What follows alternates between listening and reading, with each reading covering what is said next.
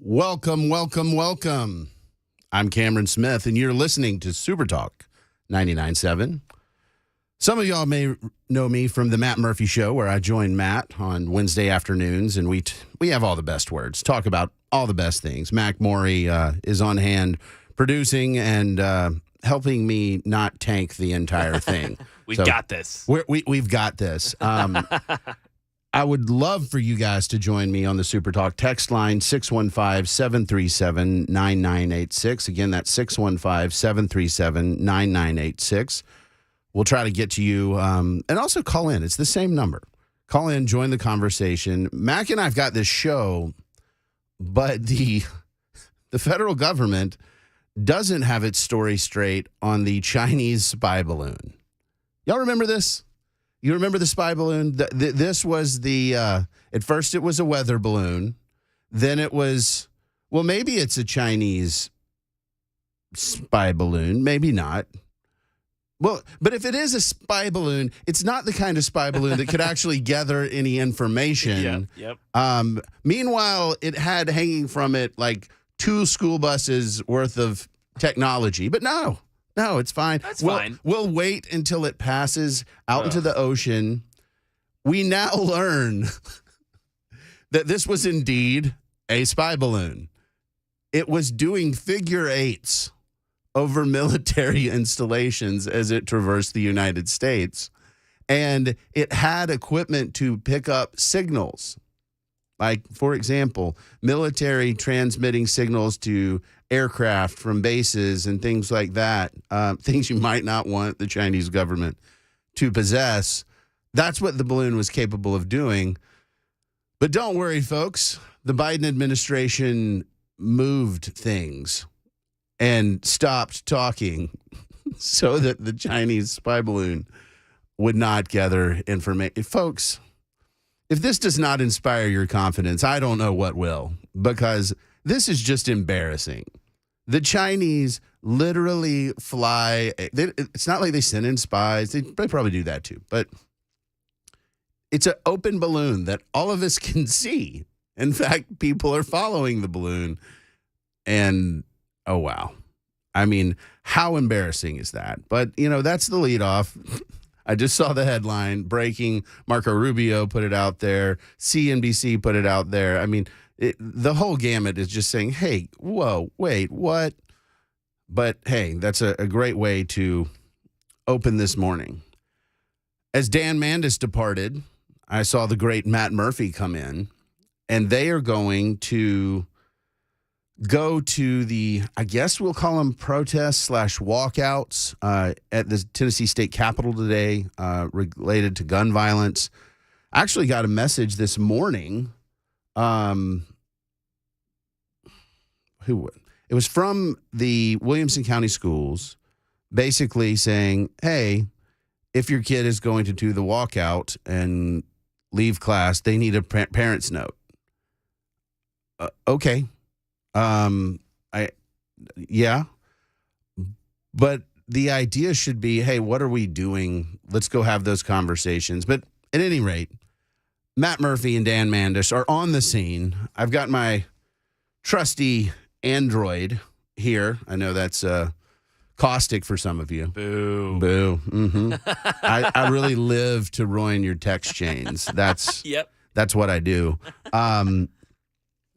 But they are going to head to the Capitol. They are going to view the protest. I think this is significant for a couple reasons. One, because you'll hear about it right here on Supertalk 99.7, particularly when Matt gets back after we wrap up today. But you got eyewitness, right? Because this has been politicized. We know it. The January 6th stuff, wildly political, those type of protests. Now, every protest kind of carries that air as, is this an insurrection-style event? Is this a normal, peaceful gathering? So it's really important to have people there that are actually watching it. And we've got Matt Murphy and Dan Mandis on the scene. Let's just hope that nobody tackles them or arrests them or, they don't take their shirts off in protest. I mean, it could get wild down there with those two. But nevertheless, they're there. Before we get into the full aspect of the show. A couple things. Obviously, we're still talking about response to the Covenant school shooting. What does that mean? Now we're a week removed. What are some of the policy implications? We're going to talk about that. We talk about mental health a lot. This is what comes up. We got gun control and mental health. That's really what we're talking about in terms of policies, right? That's what comes up every time. We got school security. That's thrown in there too. Some of you all know that I'm a foster father, and so I want to give an update from my meeting with DCS. Matt Murphy had talked about it on his show, and I want to kind of let you know how that's going. The Trump indictment. Trump's flying to New York apparently today to be arraigned tomorrow on those charges. We'll talk about that. Oh, by the way, Brazil and China had a massive trade deal to ditch the U.S. currency, and it didn't make any headlines. We're going to talk about that for a minute. A big issue that I want to throw out there is how do parents talk about this stuff? As a parent, I think this is really, really important. It's come up in my house multiple times, and it's something that we should discuss. We've got a banking crisis, and another presidential candidate has announced. So we got plenty to talk about over the next several hours. Before we do that, one of the things I'm really excited about, Thanks, a company that I work with, has basically offered to use their platform to thank folks and show appreciation for teachers, colleagues, while making donations to the Covenant School. So before we get into this, you can go to the website, thanks.com, or you can just search for the app. It's Thanks without the A.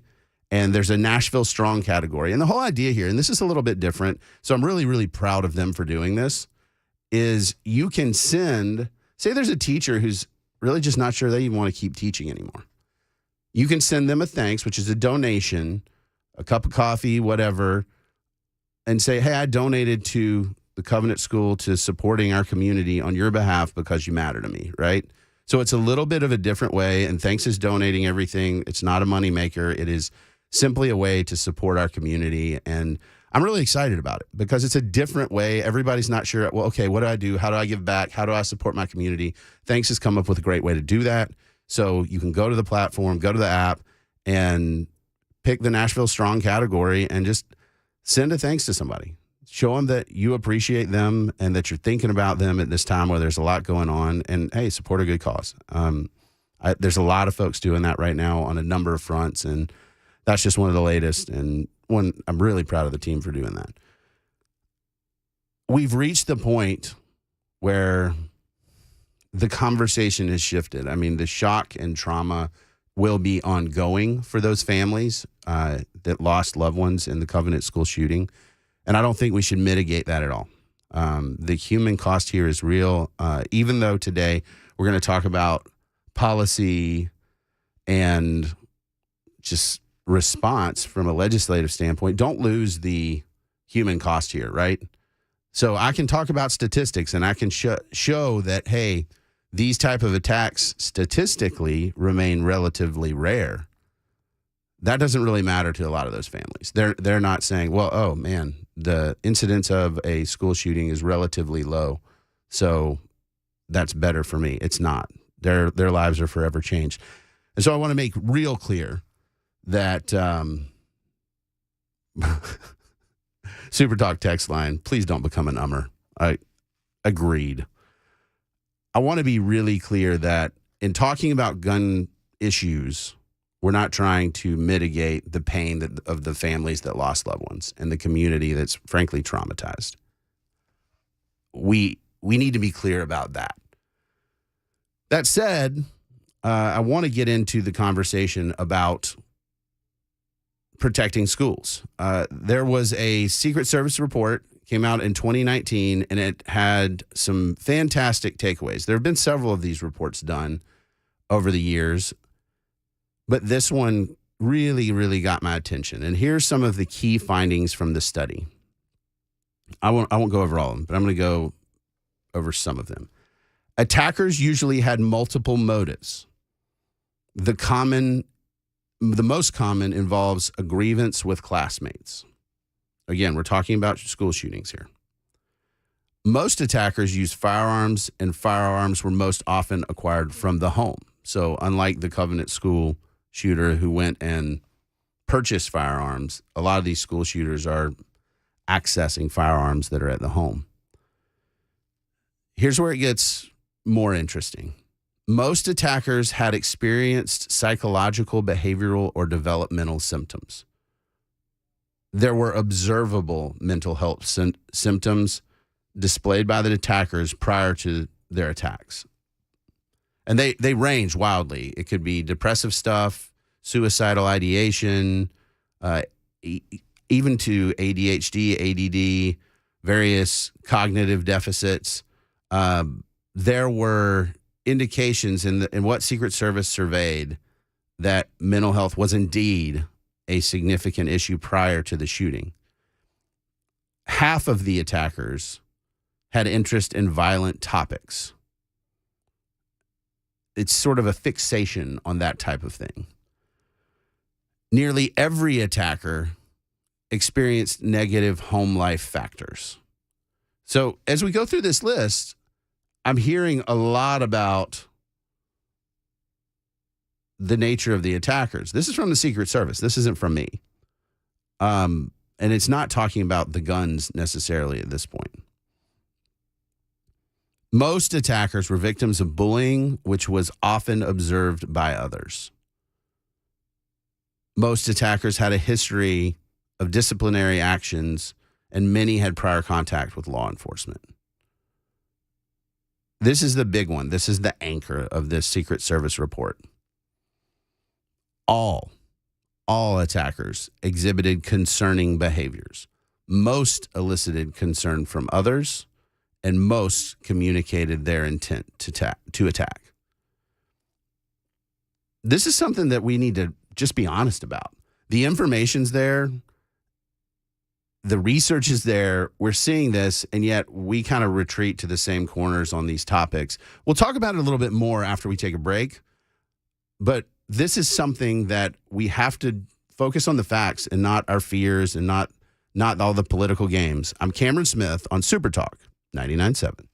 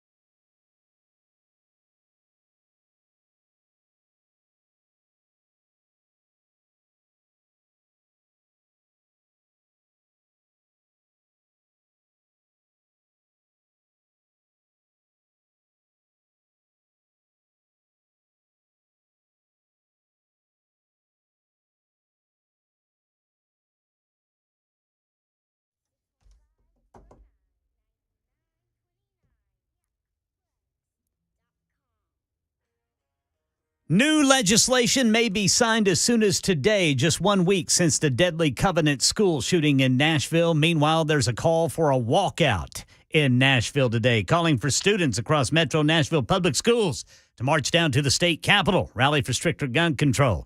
The death toll from Friday and Saturday's tornado outbreak holding steady for now. Details coming up at 9:30 on Supertalk 99.7 WTN.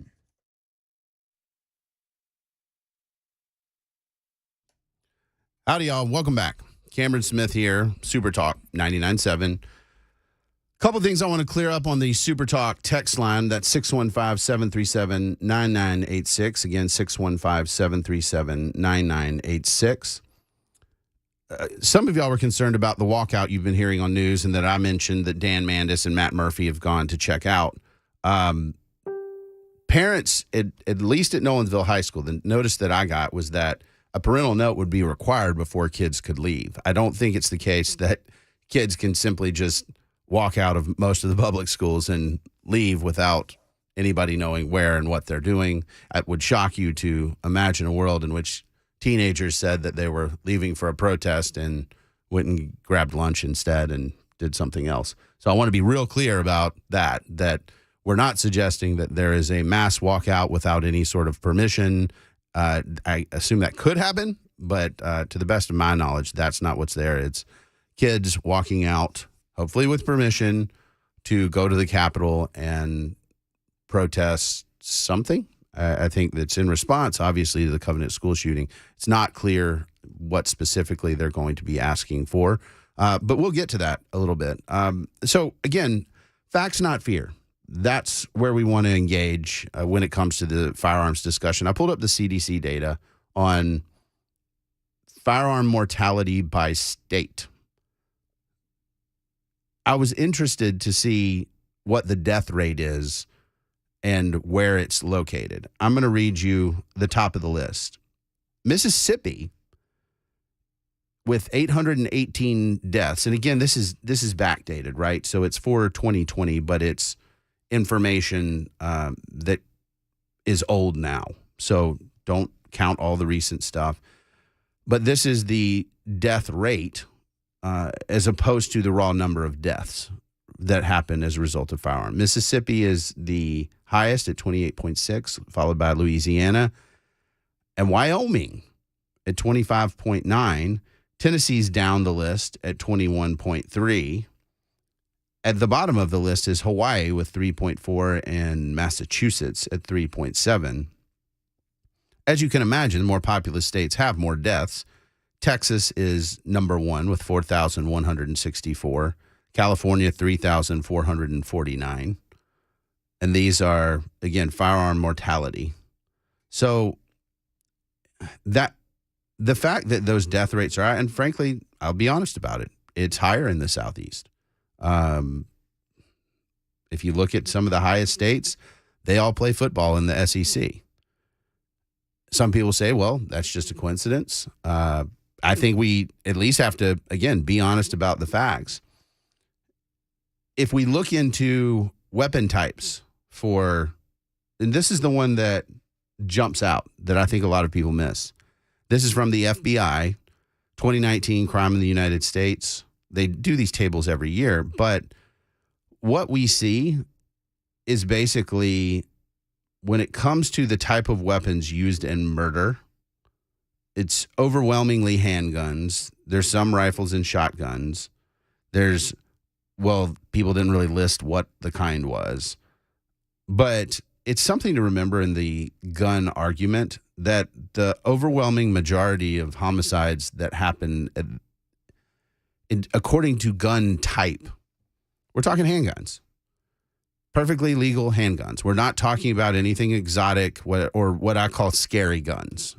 There's a lot of folks that they want to ban scary guns because, well, they look scary. They look like something that a military person would use or that kids would see in a video game. Most of them we're talking about are semi-automatic rifles that are an AR style build. That's the scary gun that a lot of folks want to regulate. But just keep in mind, if you really want to reduce gun homicides, suicides, pistols handguns. That's where most homicides, as far as gun type, that's where they happen. It drops off like a cliff after that. So those are just some facts. Again, I understand that doesn't make anybody feel better, but we need to kind of be sober as we're addressing this stuff. A couple of the solutions that come out, the one that we've seen right off the bat is school resource officers. Governor Lee, and I suspect this will become law very quickly, is the idea that we should put money, make sure that public schools have money for school resource officers and that private schools have grants so that they can hire them. At the end of the day, they're just expensive, right?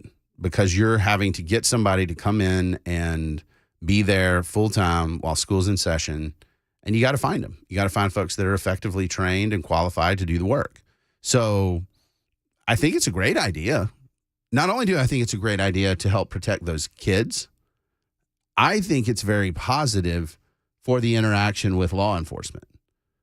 And I think that that's a really big deal, because what we've seen has been a disconnect between law enforcement and the greater community. I think this is a way to fix a lot of that. We've got to take a break right now. But when we come back, we're going to talk about some of the solutions, some of the policies being discussed, some of the things asked for in this protest. And I'd love to get your thoughts. The Supertalk text line, 615-737-9986. When we come back, we'll talk about some of these ideas, and I want to hear what you have to say. I'm Cameron Smith on Supertalk 99.7.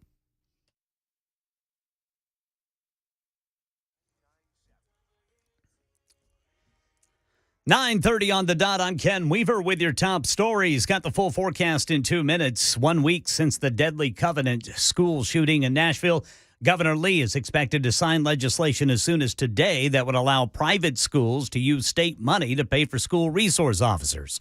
Meanwhile, the group March for Our Lives is calling for a school walkout in Nashville today. They want public school kids to leave class and march to the state capitol to rally for stricter gun control. The death toll from Friday and Saturday's tornado outbreak stands at 15 in Tennessee, still hundreds of thousands without power, especially in Rutherford County. 59 tornadoes touched down across 11 states. In Arkansas, Cody Coombs says he took cover from the storms in his van. Yeah, 100% did think I was going to die. Once I saw the winds pick up the way they did. More storms forecast for the same regions this week. That's the latest news. Weather is next. I'm Ken Weaver, WTN News. Hi, I'm Paul Winkler. One of the things you hear me talk about frequently on my radio show that has been going for over 20 years in the Nashville market is that annuity sales are not necessarily a great thing for the end investor. Now, if you go to an investment firm, a lot of times you'll get that. The first thing that they recommend, an annuity. Banks and investment firms recommend these for one really good reason. And many times that reason isn't the best thing for you. It's commissions. It's a huge moneymaker for the investing industry. This is why I think it's so important that when you work with an investment advisor, that they not be paid on commission. It creates a huge conflict because it creates an incentive to sell you things that may not be in your best interest. If you want to learn more about our approach to investing and financial planning, go to paulwinkler.com and set up a free 15-minute phone call. We don't do anything on commissions. Or you can call 615-851-1950.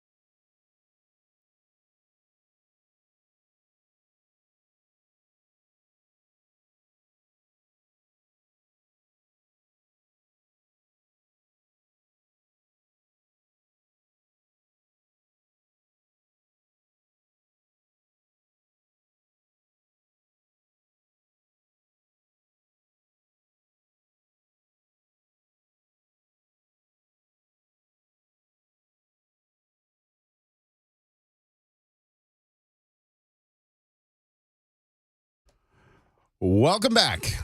I'm Cameron Smith on Supertalk 99.7. If you haven't joined Matt and I on Wednesday afternoons, you really should. We have all the best words. Great time, great conversation, and I fill in occasionally for folks on the air. I'm a columnist over at the Tennessean at AL.com. You can follow me, yell at me, converse civilly with me at D as in David, Cameron Smith on Twitter. D. Cameron Smith on Twitter. I usually do respond, even if you're mean. Renee made a great point on the Supertalk text line. Again, 615-737-9986.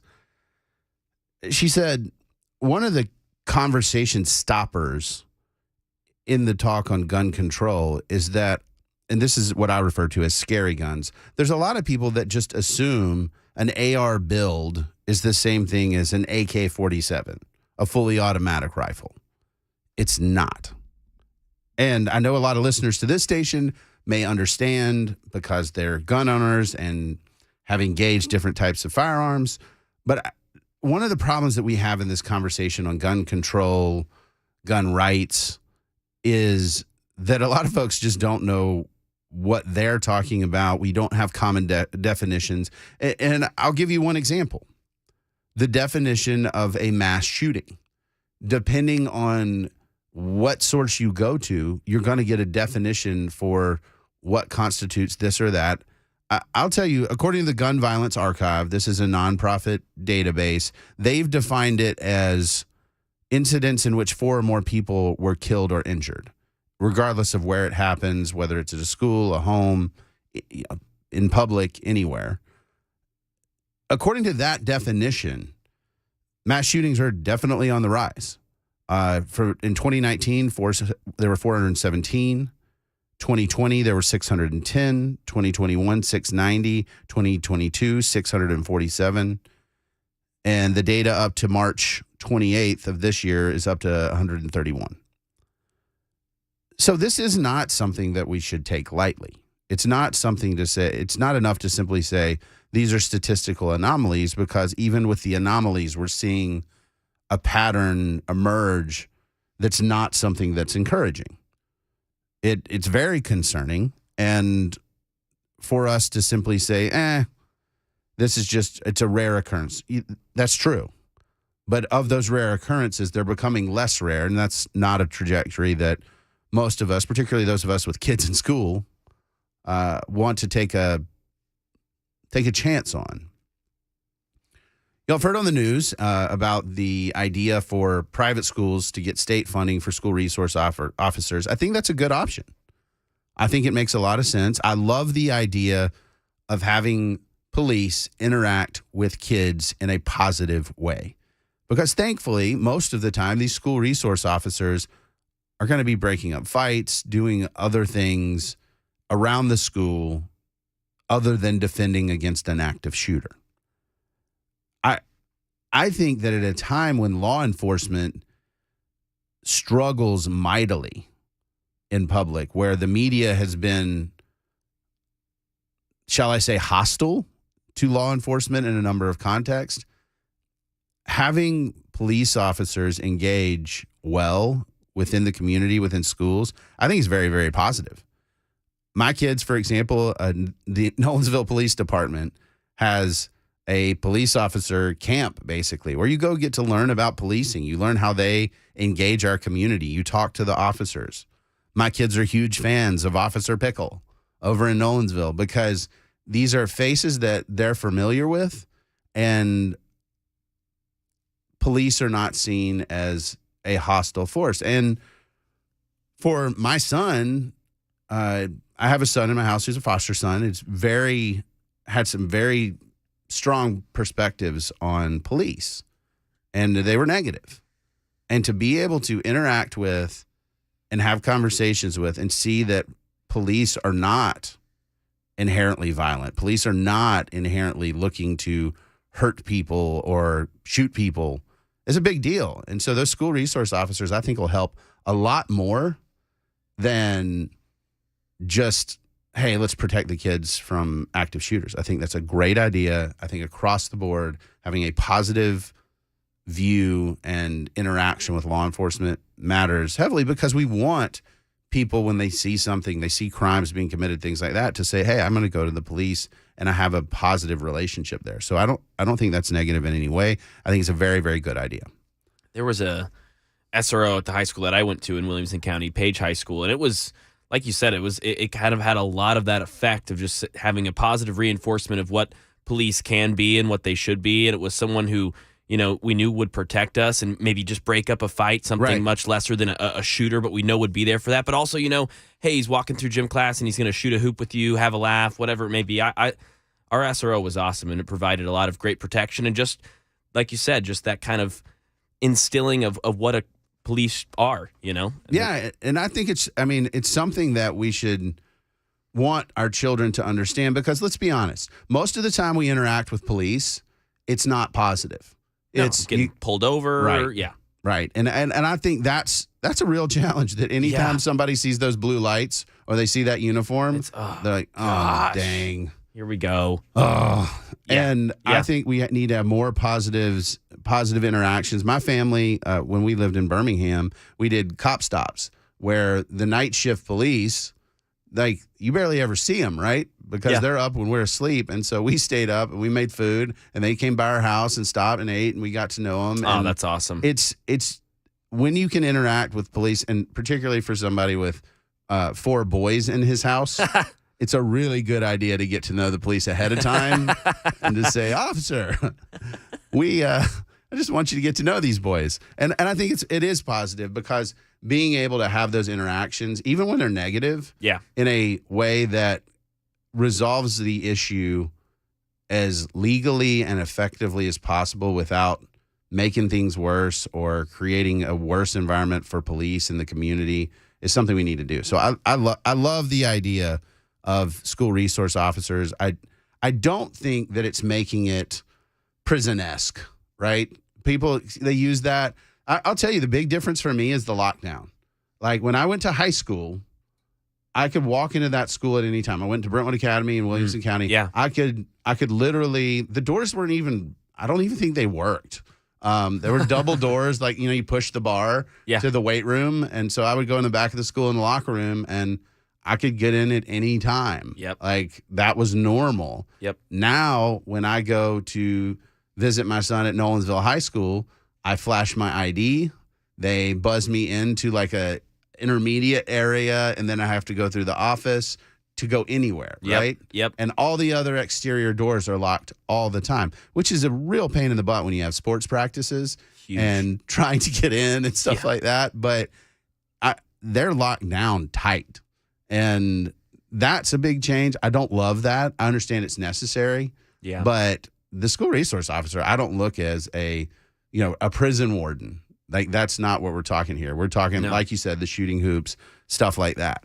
A couple things that are out there. I want to, when we come back after the break, I want to talk about red flag laws, Baker laws, which are involuntary commitments, firearm training, some other things like that, because part of the conversation needs to be around, we talk about mental illness. We talk about, hey, there are people who are really, really, really struggling, and we need to have the ability to help them out.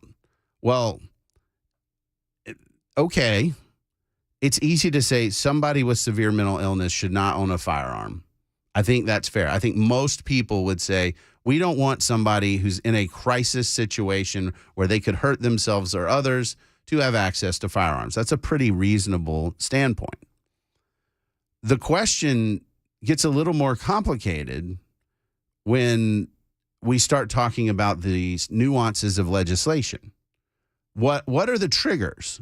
When we'll get into this in more detail, but what are the triggers in a red flag law that would be acceptable to conservatives for those guns to be removed? Because I know lots of conservatives. Most of the folks I know own guns, and lots of them. They all say that, hey, folks with mental illness, severe mental illness, shouldn't own firearms. That's a reasonable restriction. But when we start getting into, okay, well, what does that law look like? What's the trigger for which somebody can come in and remove guns from your home, from your possession? Well, then people start saying, well, I don't know. I don't, and then I start asking more questions. Well, okay, if you're on medication for depression, can I remove guns from your home? If you're a known person with a very bad temper, can a judge come in and remove the guns from your home? Is it a neighbor complaining about you owning guns? What are the things that you can do? And again, I want to give us plenty of time to discuss that. We'll get it on the other side of the break. One more clarification. The AK-47s, it's true that an AK-47 could be a select fire or something like that switches from semi-automatic to fully automatic. But you can go to a range and a federally licensed firearm dealer, you can shoot some fully automatics and other things for fun in those facilities with licensed folks. But for me just to walk around with a fully automatic weapon, that's not allowed. This is Cameron Smith on Supertalk 99.7.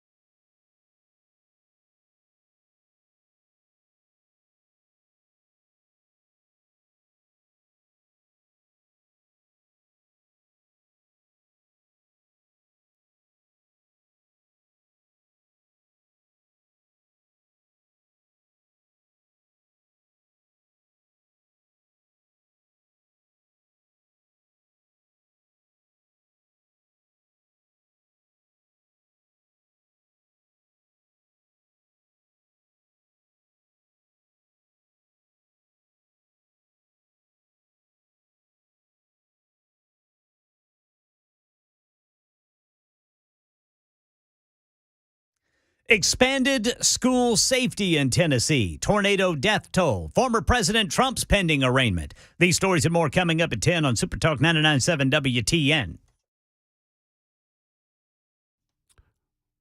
Welcome back, folks. Cameron Smith here.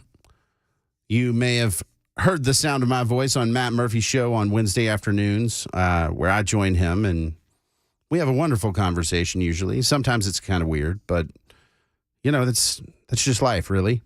I fill in periodically for various hosts here on the station, and am happy to do it. We've been talking about the Covenant School shooting and really some of the background and responses to it. We've had some great interaction with folks on the Supertalk text line, 615-737-9986. Please join the conversation because your opinion does matter. We've talked about the school resource officers. I think there's pretty good support that that's a good idea to include those in school, not only for the safety issue, but also for the impact on the community at large, getting to know police officers. Red flag laws they've been thrown up a bunch. Knox County Mayor Glenn Jacobs on Twitter said, hey, red flag laws can really be abused. How about Baker laws, which are involuntary commitments? They're already on the books. Are we using them as intended? That one struck me a little bit. We're not going to make new laws about when you're having a mental health crisis and we can take your firearms. We're going to go a step further and involuntarily commit you. I think we need to be real careful there on those involuntary commitments. It's very much taking away somebody's liberty in the name of a treatment. But when it comes to involuntary commitments, you're literally putting somebody in a facility. We got to be real careful there. I think red flag laws are worth discussing, but you've got to answer some critical questions. The first is, what's the trigger? When and whom can intervene when somebody's having a mental health crisis to take away their firearms?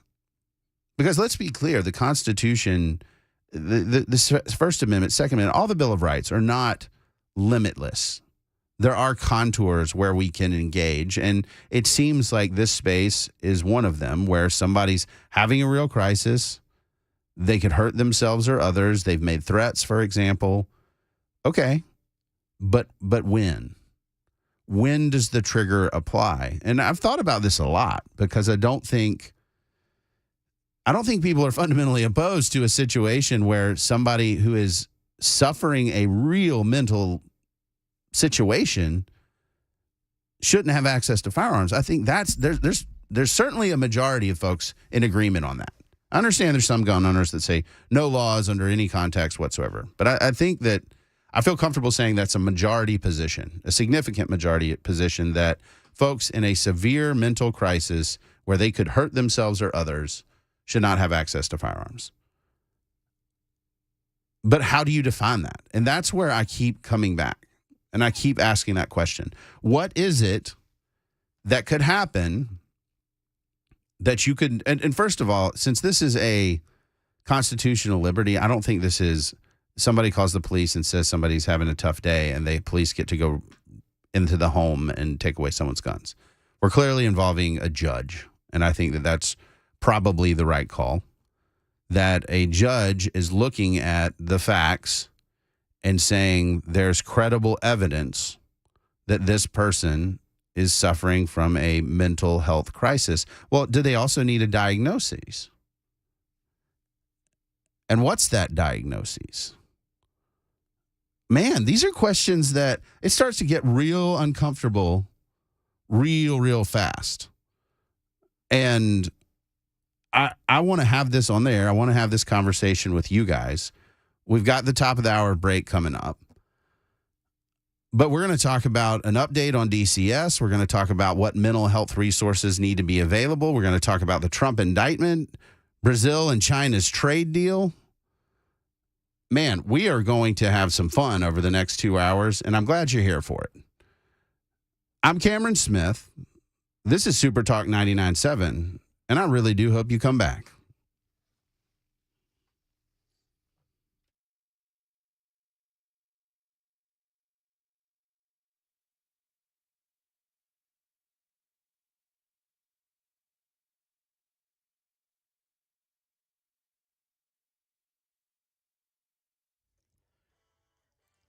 Ten o'clock on the dot. I'm Ken Weaver with your top stories. Got some rain out there this morning.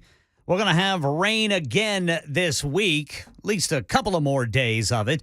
And they may mix with storms in the next round. Full forecast and traffic in 5 minutes. 1 week since the deadly Covenant school shooting in Nashville, and Governor Lee's expected to sign legislation as soon as today that would allow private schools to use state money to pay for school resource officers. And State Senate Majority Leader Jack Johnson telling WTN's Nashville's Morning News there will be an effort to jumpstart that $250 million endowment for recurring funds to pay for mental health professionals in schools. We are committed, and thankfully, as you know, our state is in a fiscal capacity where we have the resources to be able to make some of these things, badly needed things, available. We don't have to raise taxes to do it. We don't have to take on debt to do it. Meanwhile, this morning, the group March for Our Lives calling for a school walkout across Nashville. They want kids to leave class and then march to the state capitol to rally for stricter gun control.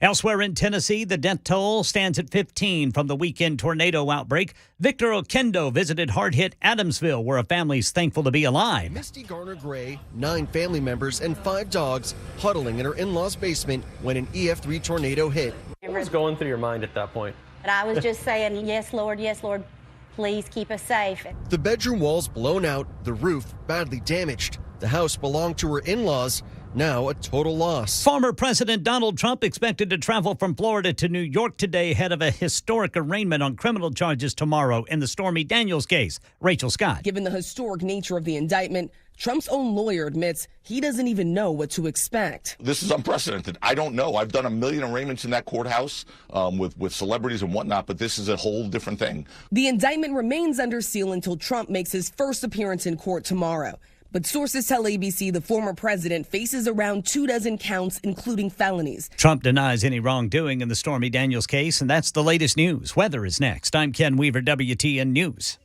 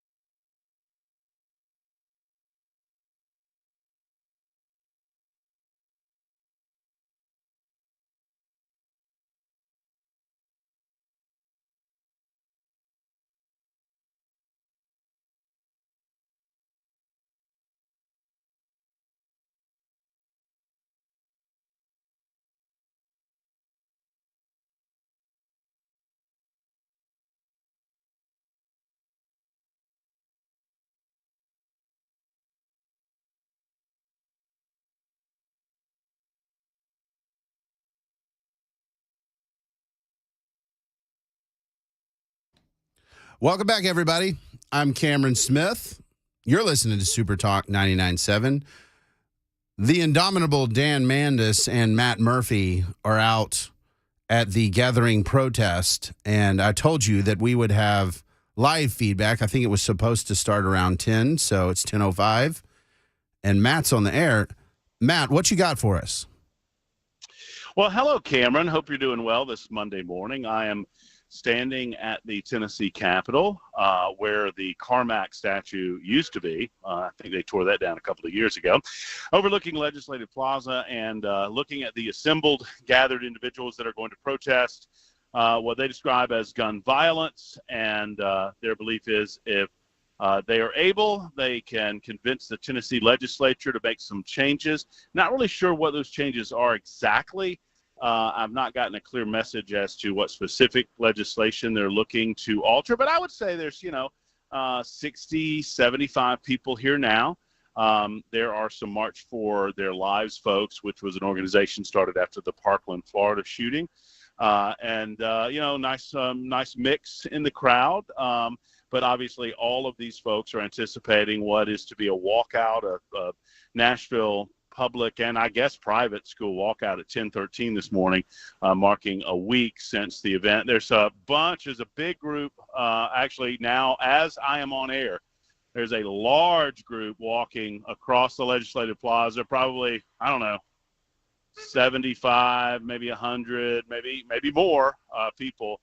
Looks like this is kind of the official beginning of the March for Their Lives rally in Nashville, in downtown Nashville. But here's something I would say, Cameron. I don't know if they necessarily looked at their schedules or maybe the symbolism of doing this on the week anniversary at exactly 10:13 was important enough for them that they are doing all of this with nobody in the state capitol, right? The Senate doesn't reconvene until 4. The House doesn't reconvene until 5 today. So I don't know if they looked at published schedules or not, but obviously they're going to be mostly protesting for cameras and not protesting for any legislators or senators because they're not here. Well, have you talked to anybody that said specifically the thing they want? They want to end gun violence. Okay. I think we would all agree to that end. Any specifics? Yes. They want to ban guns. Oh, okay. I got a great shot. I'll send it to you of a nice young lady that I spoke with briefly that was holding a "not one more" sign that she drew on a file folder, and she was holding it upside down. Okay. Well, that sounds. I'm not trying to be flip. I'm just being honest. They really have not been specific whatsoever about how they want to end gun violence outside of saying that they want to protect our kids and one more child dead is one child too many. And a lot of this sloganeering that we hear during times like this, but there's really nothing specific. But I'll say, the numbers, Dan, what would you say? Well over 100 people, maybe 200 people. 150, 200 people. And I think this is the official march, then the chants have begun, Cameron. So maybe we can get some of those chants on camera to share with the audience a little bit later on. All right. Well, you guys be safe and call back if there are any developments or some specifics. Hey. By the way, Cameron. Yes. I think before you go, I think I have an answer to your question. They're chanting it. What do we want? Gun control. When do we want it? Now. All right. Well, there you go. Yep. Thanks, Matt. Appreciate it. Problem solved. Thank you. Bye. Well, that was Matt Murphy, folks. There at the Capitol for this walkout. The walking is happening now, apparently, and folks are walking up. And I get it. We're not trying to be glib here. This was a tragedy in our community. It's a significant one, and I think that having an honest discussion about the specifics of policy ideas is something that's really, really important here. I mentioned this that last hour, and I mentioned it again. There are a lot of people hurting. We don't need to lose sight of that. There are a lot of teachers who are saying, I'm not sure if I want to keep doing this because it seems like it's getting more dangerous. Folks, I don't get paid enough for this, that kind of thing. You've got colleagues and other folks with family. One of the companies I work for, Thanks, has offered a community service on their platform. You can go to app.thanks.com or on I guess it's Google Play or the App Store. Download the app, go to the Nashville Strong category. It's a different way to make sure that you're giving back and engaging and supporting your community. Those teachers that I mentioned, they're trying to figure out, do I want to do this anymore? Send them a thanks. Send them a cup of coffee and a donation to the victims of the Covenant school shooting. This is not a for-profit thing. Thanks is donating its transaction fee and that sort of thing. This is a great way for our community to say, hey, we're standing together. We're standing with each other. I'm proud that Thanks is doing that. Don't lose sight of the human cost. I'm going to say that again and again. If we lose sight of the absolute tragedy and it just becomes sort of a political rhetoric game, we've really messed up here. And so I want us to keep that in the forefront. Keep our community as a huge part of the discussion when we engage these topics, because I understand they're controversial. They're very controversial because we're talking about a civil liberty. I know that there are a lot of groups that don't really see gun ownerships as a civil liberty, but that Bill of Rights is where those things are ensconced in our Constitution, and the Second Amendment's one of them. It's right there, right after the First. People are exercising their First to protest, but the Second's there too, and it still matters. And the idea that we should just dismiss it offhand because, well, you know, the Bill of Rights was written a long time ago seems tremendously unwise. We've been talking about red flag laws, and my big concern, and it's echoed on the Supertalk text line, 615-737-9986, is this idea that if someone has a mental health crisis, we might not want them to have firearms, but what's the way that we confiscate those, and when do they get them back? And I brought up depression. I brought up that there are a lot of folks suffering from mental health issues. And I think that the vast majority of those are not a threat to themselves or others. But the question is, what is it that gets used before a judge to say that a person should not own firearms, that they should have their constitutional Second Amendment rights terminated for some length of time? And so we can say the generality that we don't want mentally troubled people to have guns, but the actual legal realities are quite different. And so obviously a judge needs to be involved. Obviously, there needs to be a demonstration of a mental crisis that's a threat to an individual or other people. And then the question is, okay, let's say that law were enacted and there was such a standard. When do people get their rights back? Is it sort of once you're on, it's really tough to get off? You know, once you're on that you can't have firearms list? Again, I think that discussion's worth having, but we need to have clear answers. There need to be details, specifics, not just, well, red flag laws are good. Well, which ones and why and how do those things work? Because I do see a situation where this can be abused. I certainly see a situation where somebody says, well, I don't like my neighbor owning guns, and so I'm going to complain to the police. I'm going to make a scene and, you know, then drag them in front for a hearing as to whether they're mentally fit. Well, again, we need to have some clear options here, because I do think folks see the point. If you are in that shape, we want to protect you and protect others. But man, that's a whole gray area of, at a time when people are nuts. Like, let's just be honest about it. People are crazy. And we don't like to say that. It's insensitive, right? I'll say it, because I see it all the time. I see it in the feedback to the columns I write over at the Tennessean for AL.com. I see it literally in every facet of my life, that people are different now. I've got a column coming out that points out that, and we'll talk about this a little later, but it's the culture of self, but it's making people insane. And so how do we deal with the intersection of that and firearms? People are ready to kill. They think they're under attack. They think everyone's their enemy. They're ready to go to war. I, for one, would rather not have war. I would rather we not fight each other to the death. But I think there's some folks that are kind of jonesing for that these days, and I think it's messed up.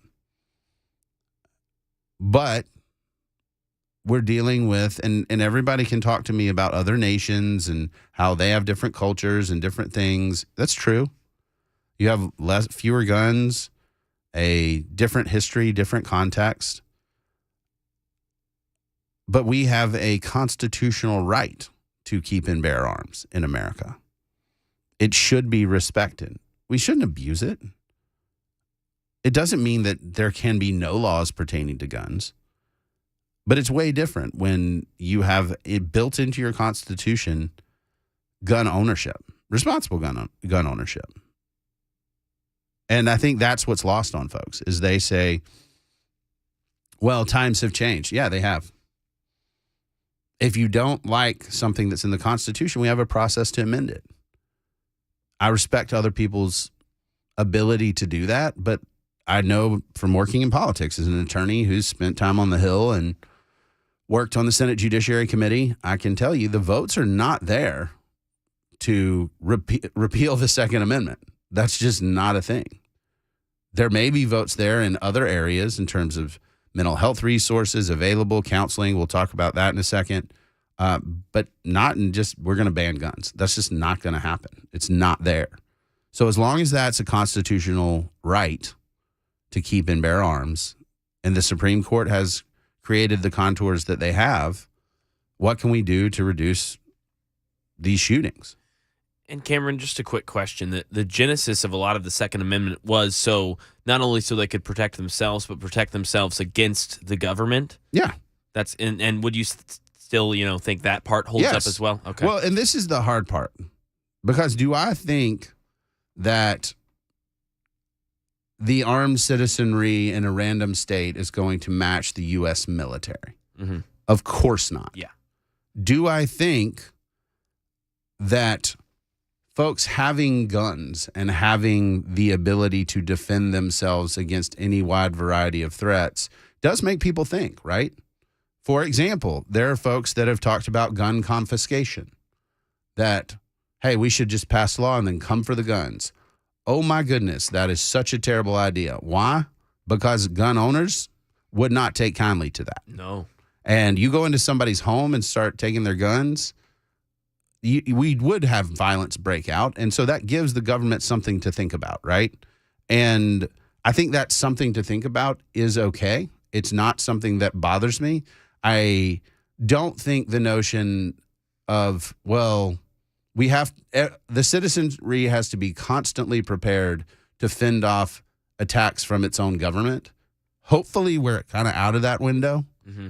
But yeah, I think it still matters. I think it should matter. And I think the idea that, well, you can only be limited to like long rifles and muskets, because no, if that's the case, then, well, you should only be limited to newspapers and that are printed by hand. And buggy. Yeah, we shouldn't be able to talk on the radio, and that shouldn't be protected. I mean, we can't play this game of, well, these other rights have evolved over time and been clarified by the court, but the Second Amendment's different. No, it's not. It's the same. And it's a reasonable, it takes a lot of discretion here because owning firearms is a huge responsibility, and it should be.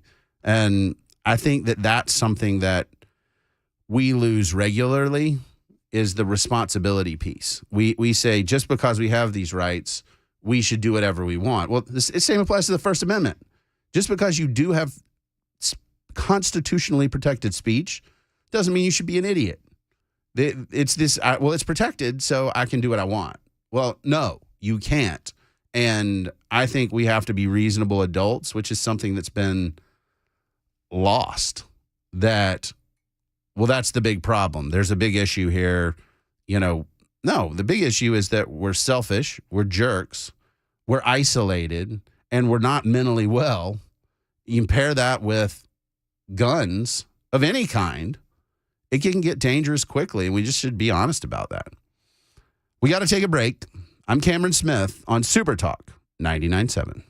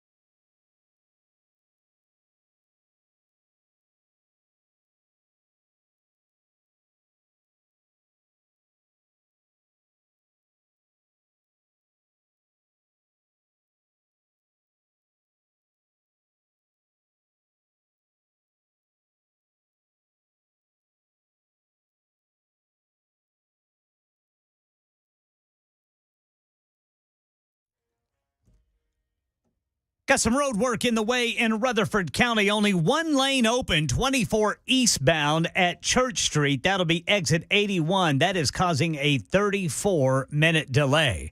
There's a rally underway on the state capitol, or rather at the state capitol, to call for stricter gun control. Hear from Matt Murphy of The Murphy Show, who is on the scene, coming up at 10:30 on Supertalk 99.7 WTN. Welcome back, y'all. Cameron Smith here. I'm checking in on Matt Murphy and Dan Mandis, who were out there at the Capitol for the protest, getting a first-person perspective. I think that's really important. John in Lawrenceburg on the Supertalk text line, 615-737-9986, made an excellent point. He said, the Second Amendment does not give us the right to defend ourselves. It acknowledges a right that we have from God. I think that's fair. That's a thing to remember, that the Constitution does ensconce these rights, but they pre-exist. It's only governments that can come in and try to take them away. And so we should be really careful in these discussions to act as if government is giving us something, the ability to defend ourselves, defend our family, to speak freely, to worship freely. These are things that government can stop, but absent government, we would be able to do them anyway. God gave us those rights. And so thank you, John. I think that's an excellent, excellent point. And some of y'all on the Supertalk text line are very much getting the idea here that the challenge with red flag laws is, and some of y'all have mentioned the same thing, so I'll just mention it broadly. What happens when you have a judge who is an activist judge who just wants to grant these things right and left? Well, then you have a problem. And so that's why the law has to be extremely carefully written and debated, and we would have to look at any number of different scenarios. And I'm, again, happy to have that conversation. I don't think saying we just can't talk about that is the right answer. We absolutely should talk about red flag laws, because if I see somebody in a crisis, I'm going to say something. I'm also going to I'm going to try to help them. I'm going to call law enforcement and say, hey, can you do a wellness check if I think it's that severe? And police are equipped to do a lot of this stuff. It's not like they're going to smash down the door and go searching for guns. It's, hey, are you okay? What's going on? And so those are things that I think are a good idea.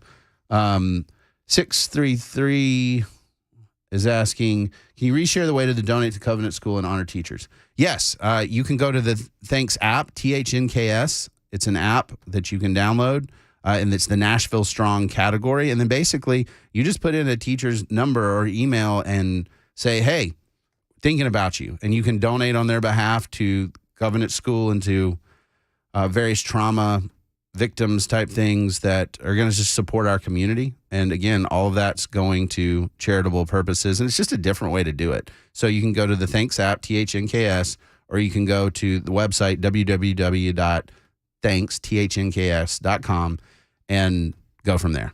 Plenty of different ways, really easy, donating the transaction fees as well.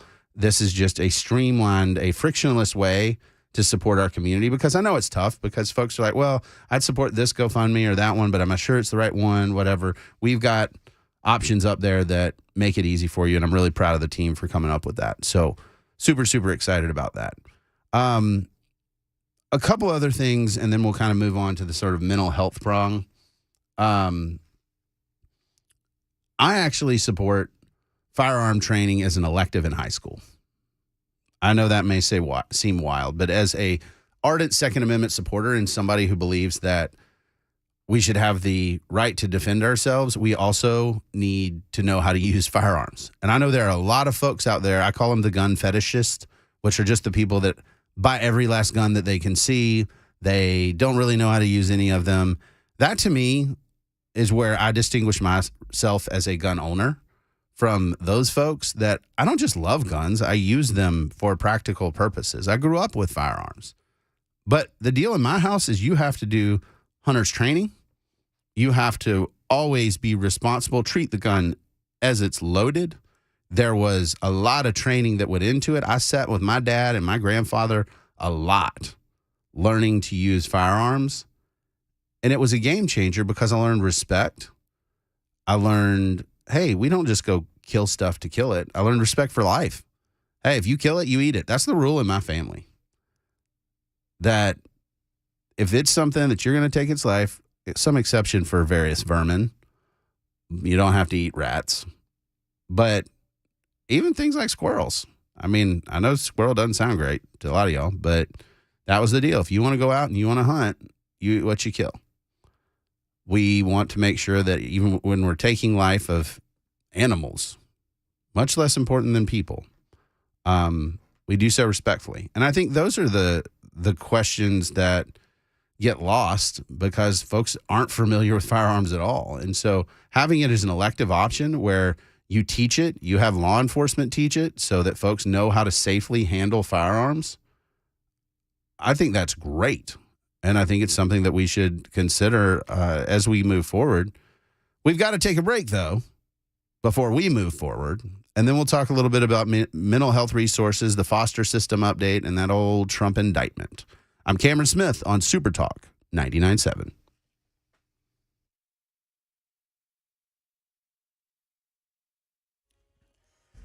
.30 on the dot this Monday morning. I'm Ken Weaver with your top stories. We've got a 48-minute delay now, eastbound 24 in Rutherford County. Only one lane open due to some construction there at exit 81. That's Church Street, which will be just to the southwest of downtown Murfreesboro. They're eastbound 24. A rally to call for stricter gun control underway at the state capitol this morning to mark 1 week since the deadly Covenant School shooting in Nashville. WTN's Matt Murphy's there. Estimates around 100 people have started chanting. They're doing all of this with nobody in the state capitol, right? The Senate doesn't reconvene until 4. The House doesn't reconvene until 5 today. They're going to be mostly protesting for cameras and not protesting for any legislators or senators because they're not here. And Governor Lee is expected to announce legislation today that beefs up security at all public schools, but also private schools. They would be allowed to use state funds to help pay for school resource officers. That's the latest news. Weather is next. I'm Ken Weaver, WTN News. Hi, I'm Paul Winkler. One of the things you hear me talk about frequently on my radio show that has been going for over 20 years in the Nashville market is that annuity sales are not necessarily a great thing for the end investor. Now, if you go to an investment firm, a lot of times you'll get that. The first thing that they recommend, an annuity. Banks and investment firms recommend these for one really good reason. And many times that reason isn't the best thing for you. It's commissions. It's a huge moneymaker for the investing industry. This is why I think it's so important that when you work with an investment advisor, that they not be paid on commission. It creates a huge conflict because it creates an incentive to sell you things that may not be in your best interest. If you want to learn more about our approach to investing and financial planning, go to paulwinkler.com and set up a free 15-minute phone call. We don't do anything on commissions. Or you can call 615-851-1950.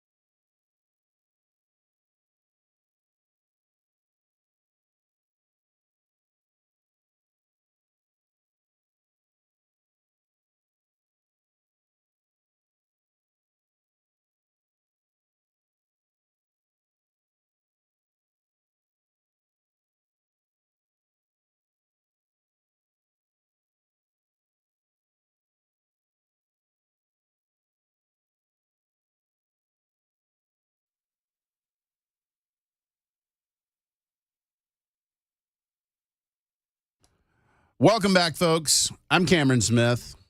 You're listening to Supertalk 99.7. If you want to join the conversation, you can do so on the Supertalk text line, 615-737-9986. You can holler at me at DCameronSmith on Twitter. I love it when y'all join the conversation, and y'all have made some great points about just, and I think you're right about the challenge with red flag laws being a gateway to abuse of the Second Amendment. I think that's fair. I also don't think that's a reason not to have the conversation, because I think when you have the conversation on the issue of public policy, you bring out some of the difficult aspects. Well, who gets to decide? What's the standard? When do you, if you get better and you're on your meds, then can your rights be restored? What are all of these things that come into play? I think you have to have answers to those questions before you enact such a law. I'm not saying that you can't. I'm just saying that is a robust discussion that's more than we want gun control or we don't, or no, not one more life lost. I hear you on that. While Matt Murphy and Dan Mandis are out there in the protest, viewing it with their own eyes, that's what they're hearing is a lot of slogans, a lot of chants. We need specifics, because I think there is solidarity on the point of folks with mental health challenges that are severe, that they could be a source of harm to themselves or others, not letting them have guns. But the details matter. So I'm going to put that conversation to bed, and let's talk a little bit about mental health resources. This is something that I know quite well. As having a foster son, we have a counselor in our house regularly. We've had counselors for our family. Well, why? What does this stuff look like?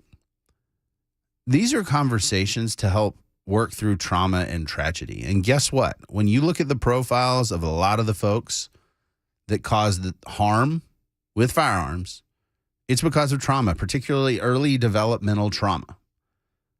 And so having great counselors, I'll tell you, the Youth Village, which is the entity that we work with, has some great counselors. And watching them expertly work through trauma that impacted my family, that impacted my son, I can see firsthand. If you would have told me 10 years ago, well, mental health resources are a big thing, I would have said, what are you talking about? Now I've seen it firsthand in my own home. So I know that having counselors who can engage, who can listen, who can help people they call it ordering their emotions and work through trauma. If folks can do that, then it's sort of call it a pressure release valve for a lot of these young people who are otherwise potentially moving towards violence. And for a lot of them, again, there's a lot of scientific research out of there. I've got a column that I posted with the Tennessean that's out there that talks about the research that's out there that says a lot of these events are effectively extremely violent suicides. The situation in Nashville is no exception. Here's a troubled individual who has no expectation that they will leave the violent outburst alive, and they're taking folks down with them. And that's a tragedy. You can call them whatever you want, a terrorist, a monster. You can come up with whatever name you want to apply. But an individual who is struggling so much with their own identity and their own value that they're willing to kill other people before they themselves are killed is something that we just need to address that head on. And I don't know an effective way to explain that to a lot of people, how helping kids process through traumas, how it can change so much, because it can change them so much, because I've seen it in my own home, right? I've seen the effect of a supporting, stable environment on a young man's life, helping order emotion, helping work through trauma. I've seen it for my other boys. I've seen it for my family, how valuable it is to have that resource. And it makes a big difference. And I think it can make a big difference for a lot of these kids. We're not talking like sit on a long couch and have a shrink type mindset. That's kind of old school. This is much more like, hey, what is troubling you? What is it that has you so angry, so outraged? And let's deal with the underlying issue. Not let's deal with the symptoms. Like, for example, guns are part of the symptoms, right? The gun violence. That's the offshoot. You can deal all day long with guns, and you will never deal with the underlying issue. That's a fact. I know folks don't like to hear that, particularly not the gun control crowd, but this is a expression of the damage of the trauma that a lot of these young kids are feeling. And so finding a way to deal with that and dealing with the underlying symptoms is what changes the individual and changes the culture. And so I think we have to stop just saying in broad strokes, well, we need some mental health treatment dollar things. No, we don't. We need a lot. Mental health is a big deal everywhere. We're seeing that on the Supertalk text line. Y'all are saying that. You know, there's a lot of us that are just damaged. And frankly, social media is not helping at all. This culture of self where it's, one of my good friends, Dr. Greg Champion, calls it I, me, mineosis. It's just all about you. It's about yourself. It's about self-love. It's about self-esteem. It's about self. Even our social media, there's nothing social about it. Everybody's just screaming at the same time. And we wonder why people are isolated and deranged because they're in little echo chambers where everything they want to think, feel, and believe is affirmed, and everything they like, they can simply dismiss. And a computer takes note of that and recycles more of the same. So that's the culture that we're in. That's what we're up against. And so this idea that we just need a little bit of mental health resources for some people here. No, the problem is we're taking folks, twisting and warping their brains. These aren't hardened felons, right? Not even the Nashville shooter. That shooter had a rough time, had some clear challenges, and then did something despicable that could have been prevented at a number of different turns. We're seeing that now. And so I think when we say mental health resources, I can give you specifics of what it looks like. It is expensive. It is worth it to help people have the ability to deal with very strong emotions. That is parenting, right? That's what I deal with all the time. I'm working with my sons to help them make sense of the world. And the problem is our world says, well, we should let the kids govern themselves. They should raise themselves. They should determine which way they should go. I wholeheartedly reject that. I think parents have a real specific responsibility to help children. As a Christian, I can tell you, to train them up in the way they should go. That's what my wife and I are trying to do. Do we do it perfectly? No. But it's our job to engage them with the truth. It's our job to help them work through their frustrations and challenges when things don't go their way. It's not my job to simply just affirm whatever they want. That would be a terrible idea in my house. It would be burnt to the ground by now. And I think all of these pieces have to come together so that parents are empowered, that parents have the tools to engage and support their children. The mental health resources are there to help not just kids at school, but families. I mean, I saw a keg in a kid's car seat in the parking lot where I was eating lunch the other day. And I thought, yeah, man, some days it's like that. But just on the trauma and challenges of parenting. I mean, to have resources available for our families and to start taking this more seriously other than, hey, it's a nice thing to just have as an elective. It's something that we really, really need to pay attention to, especially those of us who are supporters of the Second Amendment, because there are plenty of people that want to deal with the guns. And so we have to be the kind of people that say, you know what? I hear you, but that's dealing with the symptoms. I want to deal with the underlying problem, and that's the fact that we are weird. We are traumatized. We are strung out, burnout. The culture is not taking us in a good direction. And until we address that, we're going to have all sorts of problems. And speaking of that, that's one of the reasons that I went over to DCS and sat down with DCS staff and talked to them about the foster system. Talked to them about what was going on and some of the things that we were seeing and some of the challenges. And I'll tell you, they're trying over there to move in a positive direction. I know they get a bad rap, but this is something that I wanted to update you guys on, that all kids, according to DCS, all kids are out of staying in offices as of Friday. I came on this air show, I came on this station, and I said, we've got kids staying in state office buildings. We're not taking care of kids that are in our system. All kids are out of offices as of Friday. And DCS is also partnered with the Tennessee Department of Intellectual and Developmental Disabilities. And some of the children in the system who are considered medically fragile have been moved out of hospitals to homes with 24-hour care. I know you get a lot of bad news. That's some good news. They are trying to serve these kids and move us in a better direction. And I actually believe them. I think we need to give them a shot. And I think that's where, by engaging, being active, and instead of just venting your spleen on social media, yeah, I get it. That's quite popular. But instead of doing that, try to do something productive. Try to talk. Say, how can I help? What can I do? How can I work with kids who have serious anger issues? I've seen them. I coach them. I talk to them.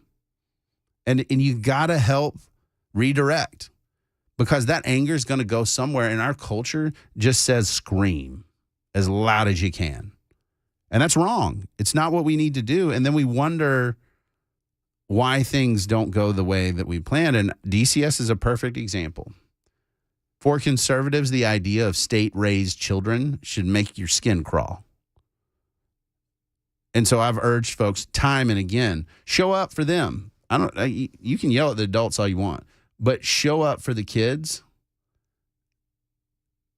And maybe we avoid some of these situations, right? Maybe we stop them before they ever become a thing, because that kid had an outlet. Maybe that shooter in Nashville had a chance to not go there, right?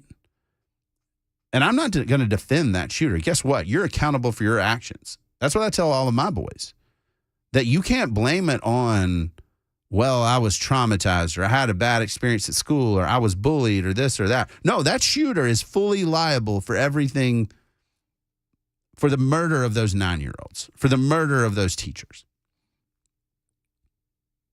for murdering yourself. I'm not going to take away responsibility. It's there.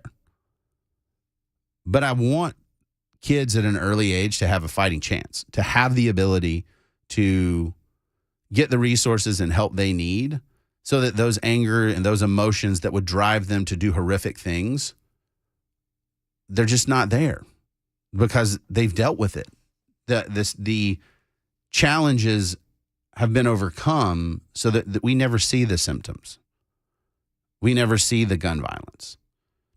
And that requires us. It requires us engaging. And that's go coach youth sports. Go volunteer at schools.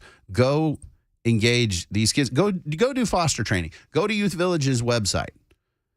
Sign up for the foster training. You don't have to do it. Just do it. You don't have to actually foster. Just do the training. And then answer the question as to whether you think it's worthwhile or not. Because if we're not willing to change our culture because of how we engage, and we just want to tweet and shoot in some messages or have hot takes, or in my case, write opinion columns, nobody cares.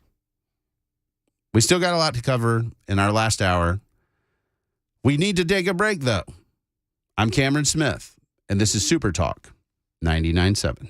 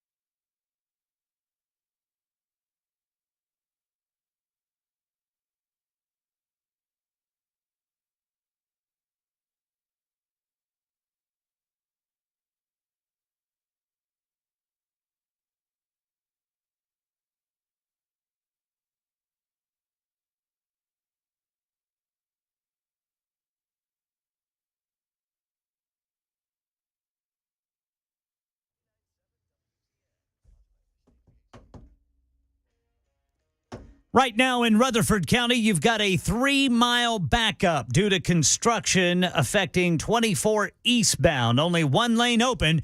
It's backed up from Church Street all the way back to Old Fort Parkway.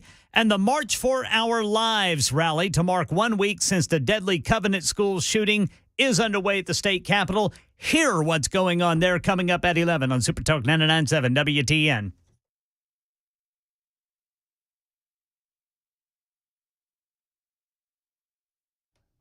Howdy, y'all. Cameron Smith here. Supertalk 99.7. Matt and Dan Mandis are out on the scene trying to figure out what the protesters want at the Tennessee state capitol. So far, they want to chant. My question, and I've asked Matt, and I'm sure that he'll address it on his show, is what are the specifics? Tell me something. Specifics matter, and they mattered in the instance of Department of Children's Services, DCS, here in the state. I met with them, we talked, and they are making significant headway. Some of you asked for clarification when I said, as of Friday, all of the kids that were in state office buildings staying while they tried to figure out placements are no longer there. That was last Friday. The last ones were in Shelby County. And so that's no longer the case.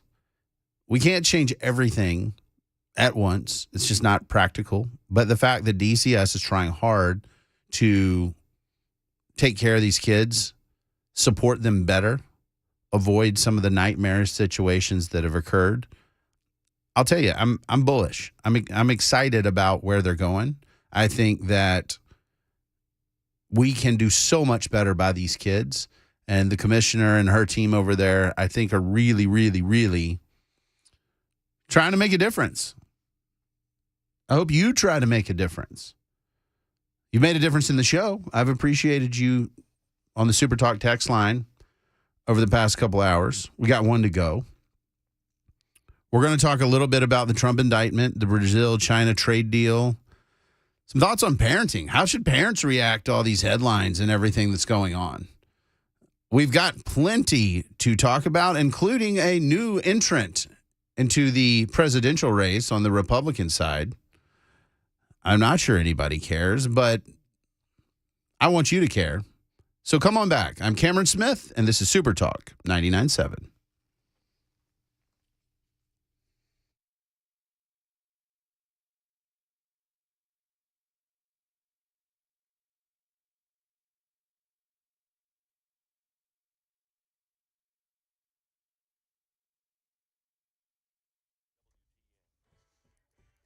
$11 on the dot this Monday morning. I'm Ken Weaver with your top stories. 35-minute delay eastbound 24 in Rutherford County. Only one lane open there in Murfreesboro. It is backed up from exit 81 to exit 78. That's from Church Street back to Old Fort Parkway road construction. Right now at the state capitol in Nashville. Stop gun violence. The March for Our Lives rally to mark 1 week since the deadly Covenant School shooting is underway. At least 100 people have turned out, including this rally goer who says she's a senior at Nashville's Hume Fogg Academic High School. This shouldn't happen. In America, the leading cause of death for children should not be gun violence. Governor Lee, meanwhile, expected to announce legislation that beefs up security in all schools, including private schools. NASA today announcing the 4 astronauts who will fly around the moon for the first time since the end of the Apollo program 51 years ago. They are Reed Weissman, commander, Victor Glover, the pilot, Christina Koch, mission specialist, and Jeremy Hansen from the Canadian Space Agency. The largest, most powerful rocket in the world is going to propel them onward and upward into the heavens. And they fly to the moon. That is NASA Administrator Bill Nelson. And today marks a big anniversary for one of our most common gadgets. 50 years ago today in New York City, Motorola engineer Martin Cooper made the first cell phone call. With bystanders and reporters looking on, Cooper wielded the 10-inch long, 2.5-pound device, dialing up a competitor who worked at AT&T's Bell Labs. Cooper says he got the idea after discussing how to improve the car phones that police departments used at the time. He also drew inspiration from the communicators on the original Star Trek. Beam me up, Mr. Spock. Mike Dubusky, ABC News. That's the latest news. Weather is next. I'm Ken Weaver, WTN News.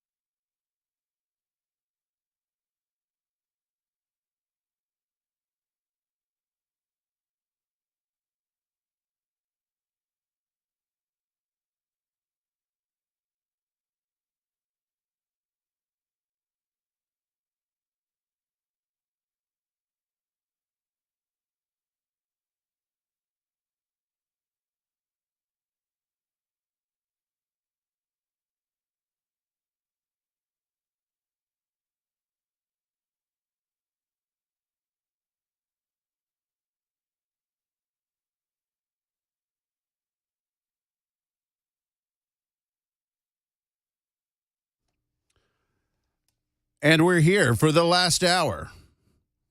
I'm Cameron Smith. You're listening to Supertalk 99.7. It's a great station with great folks. All the best words. Some of the best words are out and about in the Nashville student walkout. You've got Matt Murphy and Dan Mandis out there. Right now, I'm looking at News 2's coverage, and it involves a drum.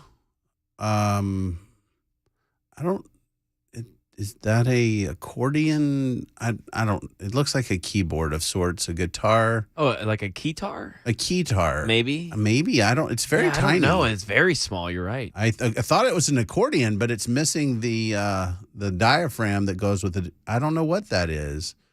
Do we want to listen to what they're singing? Sure, we can listen for a minute. I'm curious. Well, it didn't last very long. Well, there it goes. But it's there. And Matt and Dan are there. Matt will have full coverage of his experience. It looks like a decent crowd. I'd say just from the look of it, a couple hundred. There's a lot of slogans. And my issue with the slogans and the drums and the chanting is I, too, would like to end gun violence. I, too, would like to protect the children. I mean, the slogans are for things that it's hard to oppose, right? My question is, okay, what's the consensus that we can reach on how to do that? And that's where we have the political breakdown. And so my take on this stuff is if you're waiting on government to fix this, we've got a problem.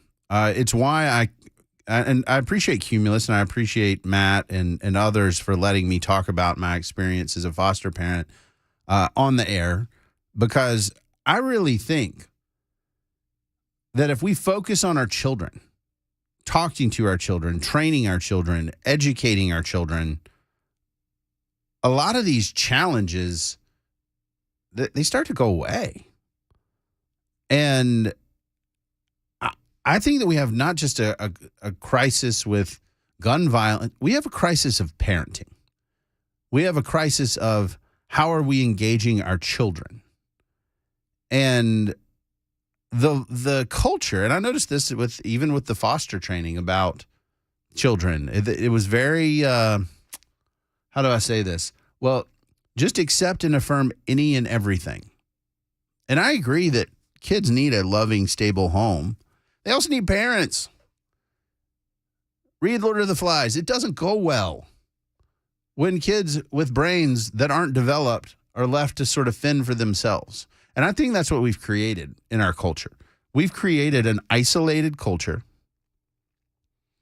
where we expect kids to just kind of figure it out. And the culture tells us, well, active parenting, well, it's just bias. You're programming your bias into your children. To which I respond, absolutely. Because I don't look at the world as morally neutral. I don't see that they're just this collection of experiences that you can aimlessly walk into. The murders that happened at the Covenant School were evil. I don't think that's just another event with a neutral moral quality. I know right from wrong. I try to do what's right. Sometimes I choose what's wrong. And there are consequences for both of those actions. And I try to teach my kids the exact same thing. For me and my family, we're trying to serve the Lord. We don't do that perfectly.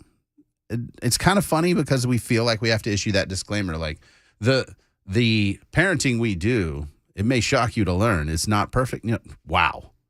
Anybody who's a parent wakes up and is like, am I still here? Can I do this?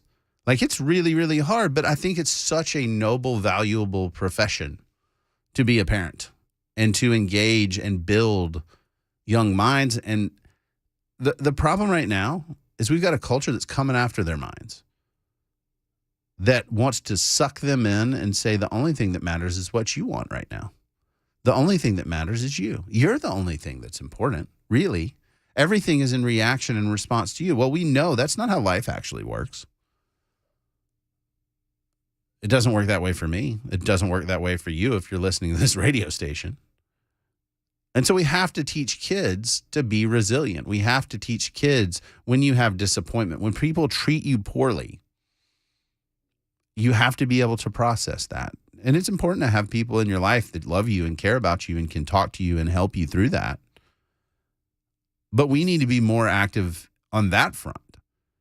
And the idea of our culture, basically, let's be honest, most parents get tired and they hand their kids a screen because it's much easier to nuke their brains and turn them off than it is to actively engage them.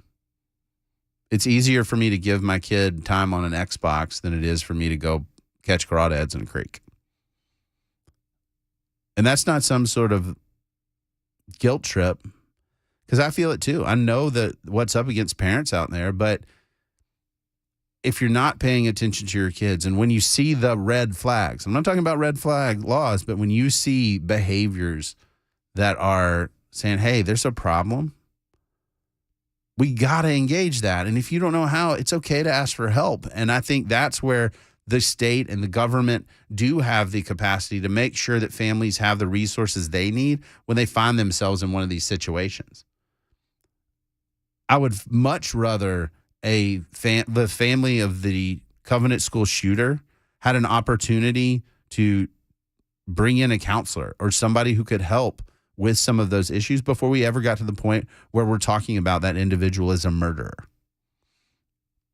And that's not saying that counseling and these type of things can stop everything, but I'm telling you, it is getting weird out there.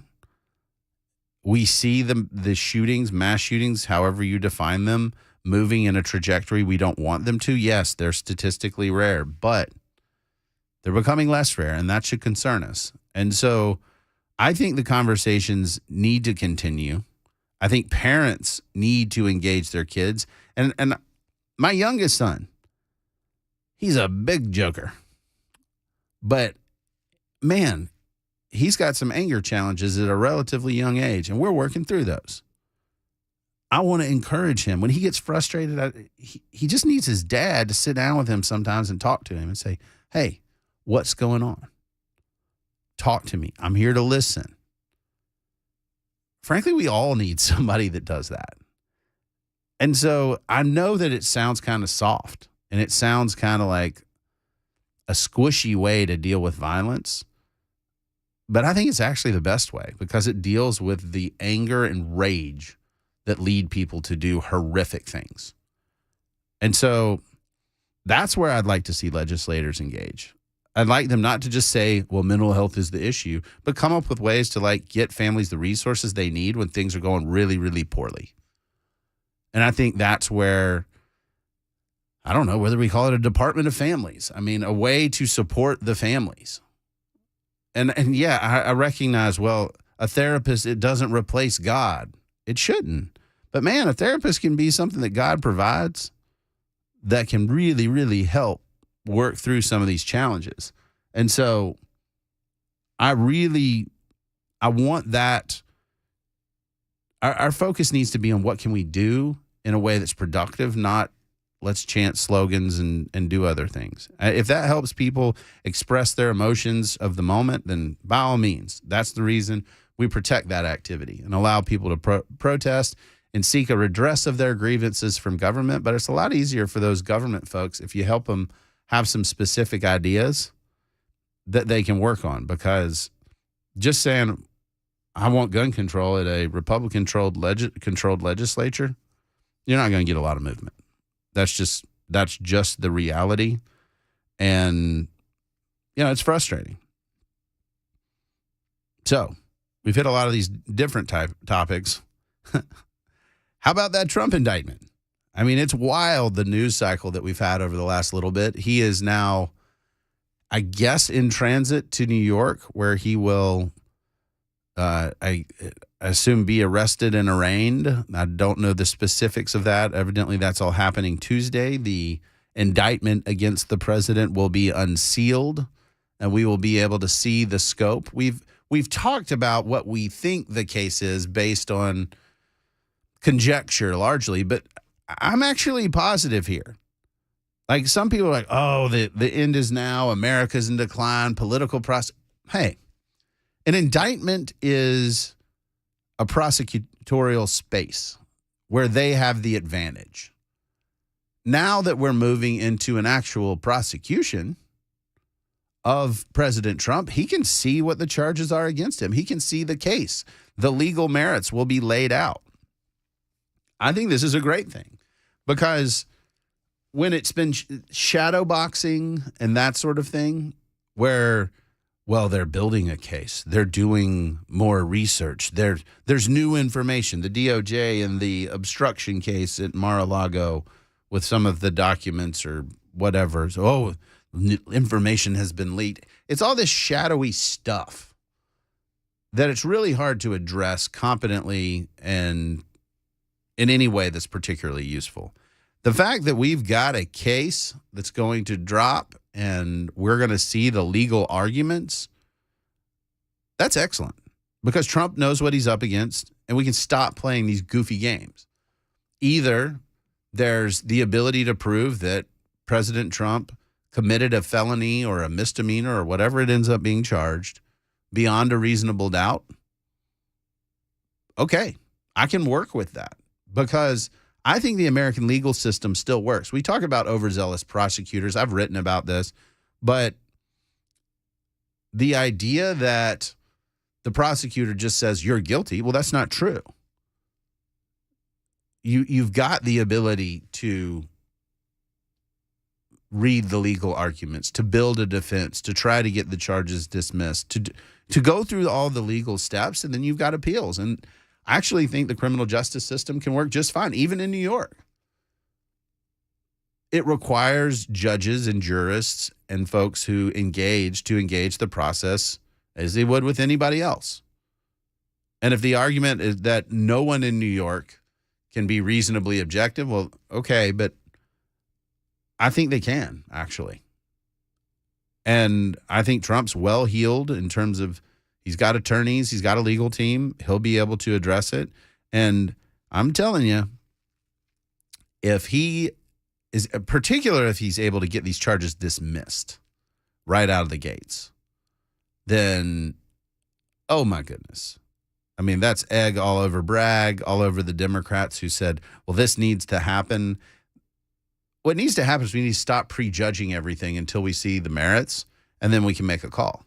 Matt and I have discussed on his show the Dominion case. Well, guess what? Those merits started to come out, and we saw, hey, here's what was really happening behind the scenes, because that's part of discovery. It's part of the process. I think here we'll see a lot of that, and then we can talk about that. But the idea that, oh, this is awful and America's over, or, oh, this is great, finally got Trump. Neither one of those are accurate, because we're not kind of at that stage in the process yet. And I think the American legal system is robust enough to deal with politically overzealous prosecutors.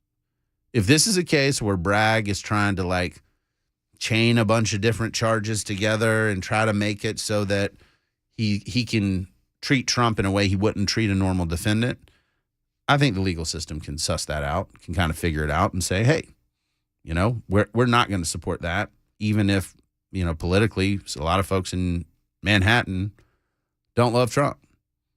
Because if we get to the point where politics is, where the criminal justice process is going to be used as a cudgel of the political class, we're in a bad way. I don't want to see Texas AGs and other folks filing charges against Democratic politicians in retribution for filing charges against Trump. I think we should see how this one goes and then discuss it, but I don't want to start this political game with criminal justice. We need criminal justice to be blind. We need it to be separate from the political process. And if we miss, that's going to be a really, really, really big problem. We've still got a couple other things to talk about. Brazil-China trade deal, the petrodollar's in trouble. Still want to talk a little more about parenting. Not quite done there. A new candidate jumping into the Republican primary for president. And, we still have a banking crisis. Lots to talk about. I'm Cameron Smith, and you're listening to Supertalk 99.7.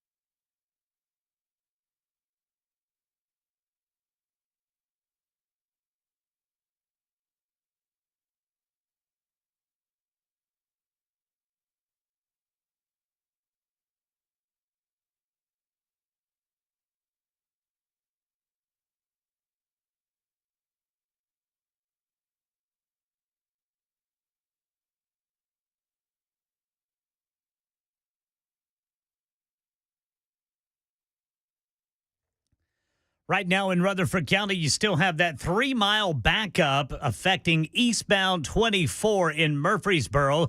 That's due to road construction. Only one lane is open there between Church Street and Old Fort Parkway. And right now in Nashville, the crowd is growing for the March for Our Lives rally for stricter gun control, marking 1 week since the deadly Covenant school shooting. Hear what it's like down there coming up at 11:30 on Supertalk 99.7 WTN. Welcome back, folks. Cameron Smith here.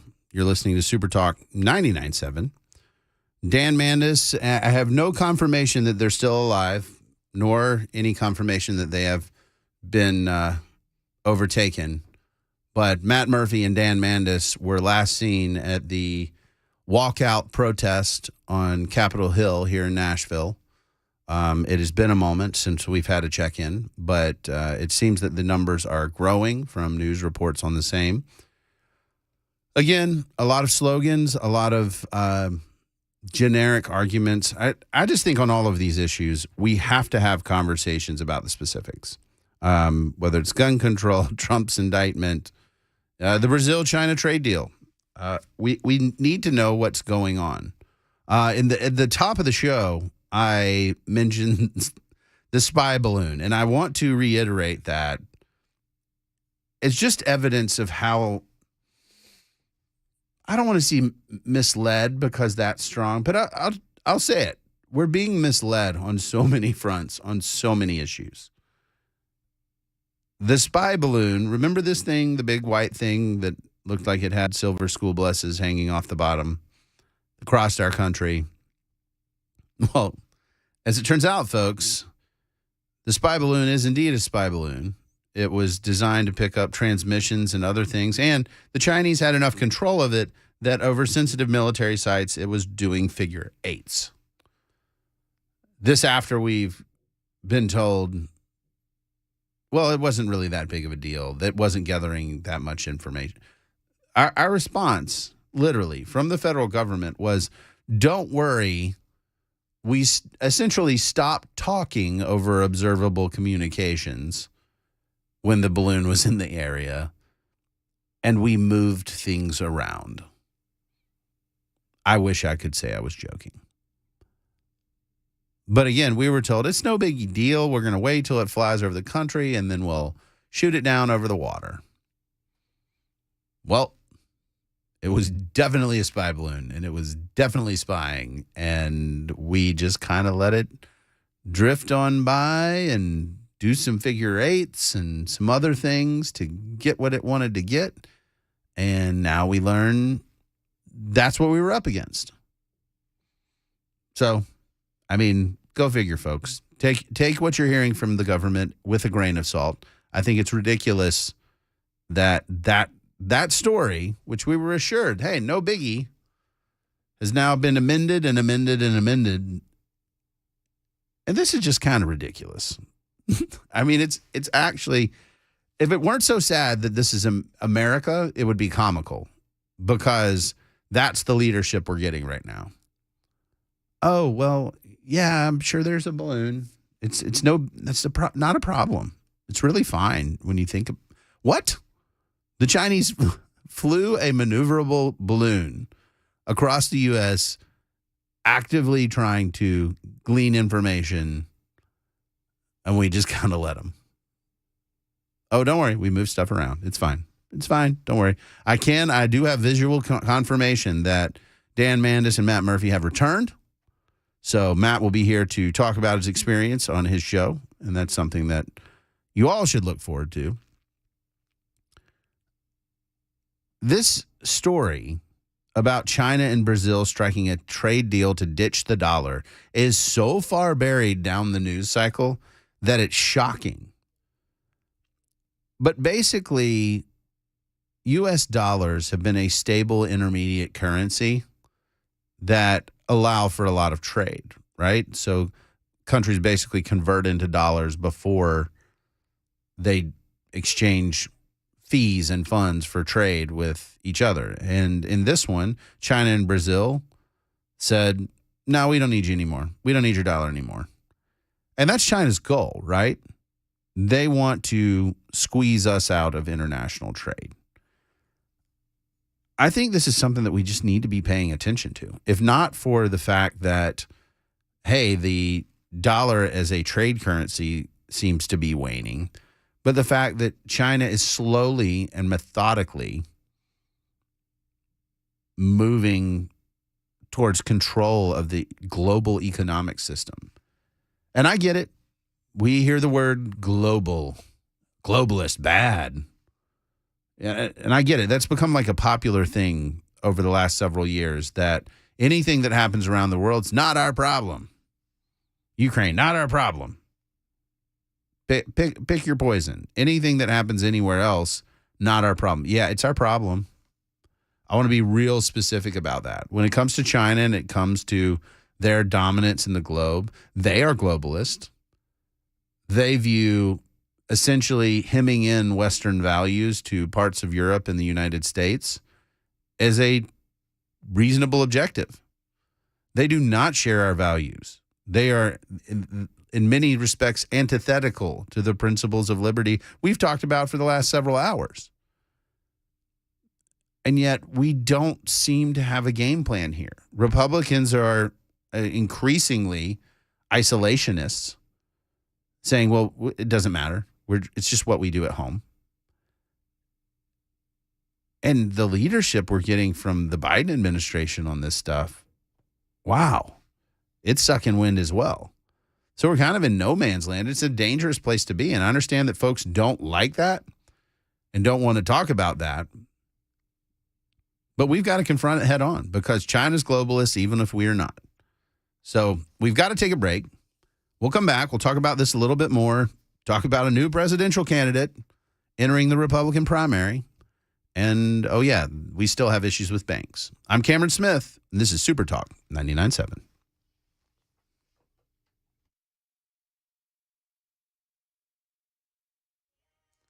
$11:30 on the dot this Monday morning. I'm Ken Weaver with your top stories. 27-minute delay in Rutherford County if you're eastbound 24. That's a 3-mile backup due to construction. Only one lane open between Church Street and Old Fort Parkway. Right now in Nashville, crowd is growing for the March for Our Lives rally for stricter gun control, marking 1 week since the deadly Covenant school shooting. Later today, Governor Lee's expected to announce new legislation that reportedly puts an armed guard in every public school and allows private schools access to state funding for school resource officers. NASA today announcing the 4 astronauts who will fly around the moon for the first time since the end of the Apollo program 51 years ago. Ladies and gentlemen, your Artemis II crew.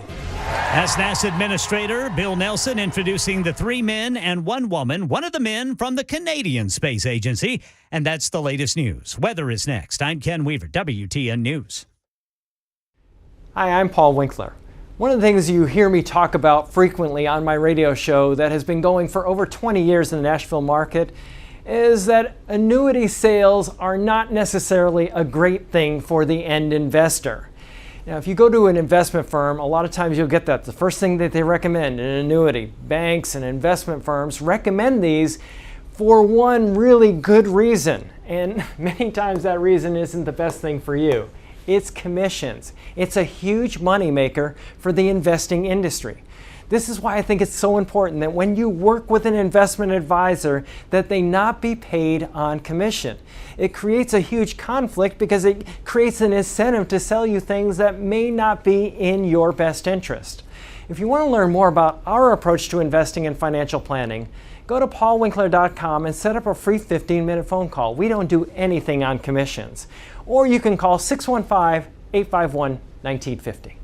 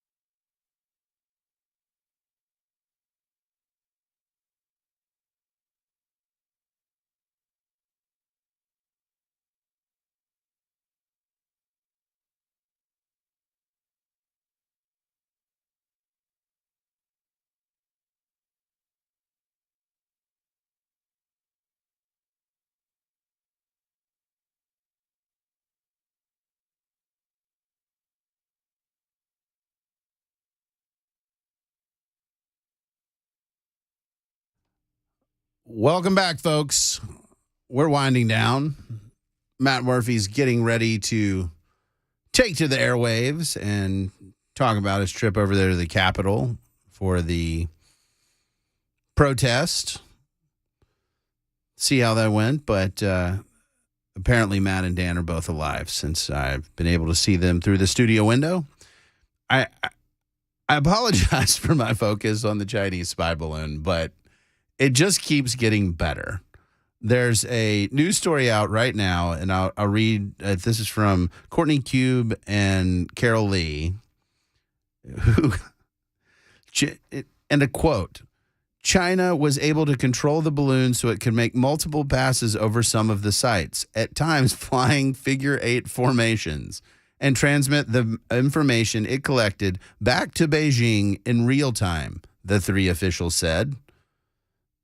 The intelligence China collected was mostly from electronic signals, which can be picked up from weapon systems or include communications from base personnel, rather than images, the administration official said.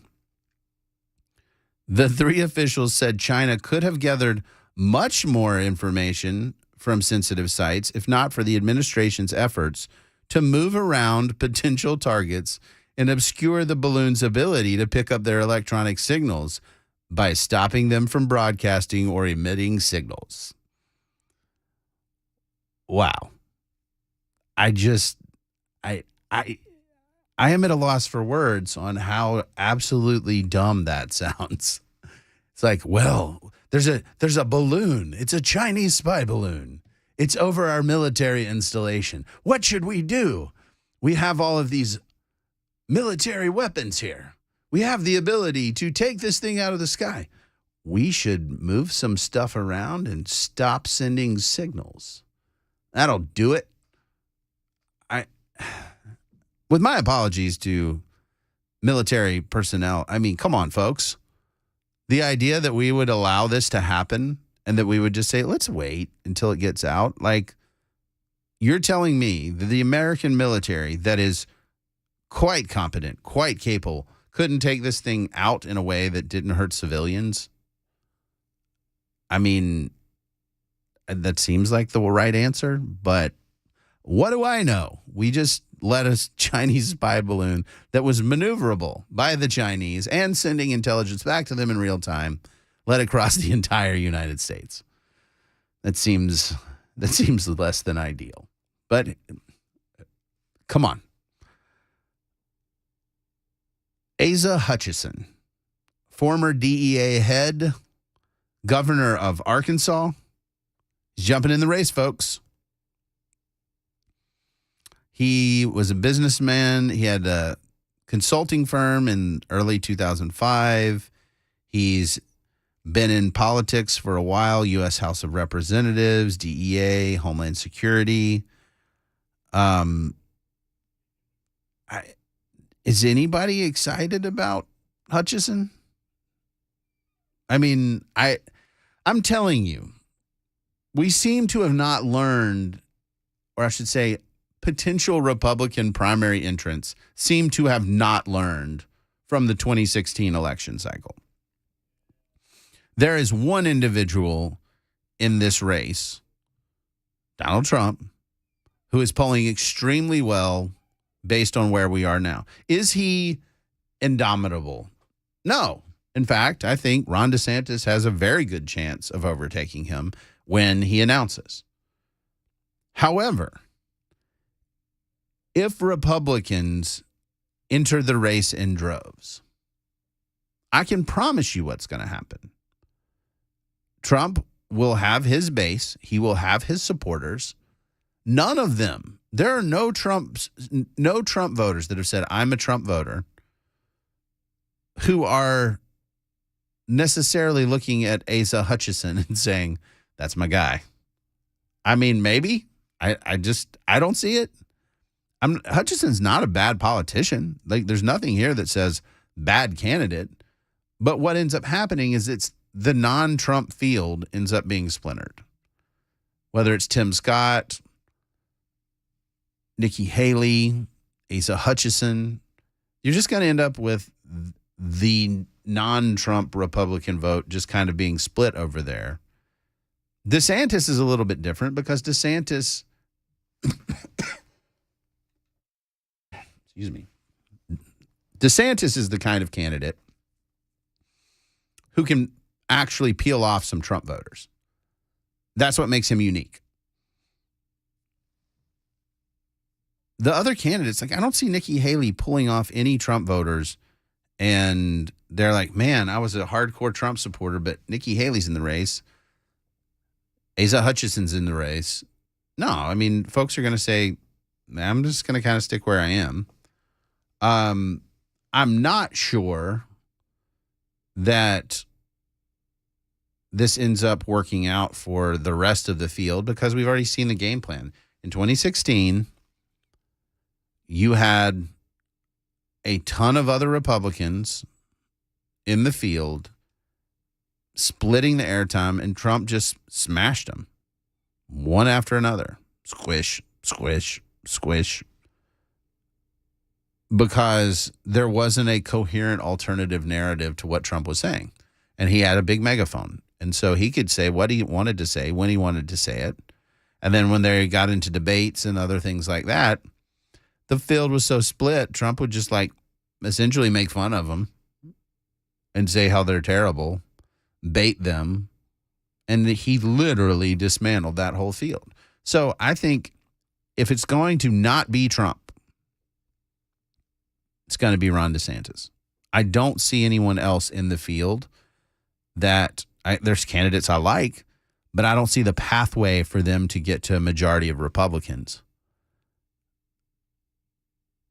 I think Trump's obviously got a pathway because he's already done it. I think Trump's problem is that when he gets into a general, who's he going to add that he doesn't presently have? And I think the answer is nobody. And I think Joe Biden ends up winning. I know that hurts people's feelings, but I think that's probably what happens because he's a known quantity now. He's not an outsider coming in or somebody who's he's not telling us anything we don't already know, right? He's a known quantity.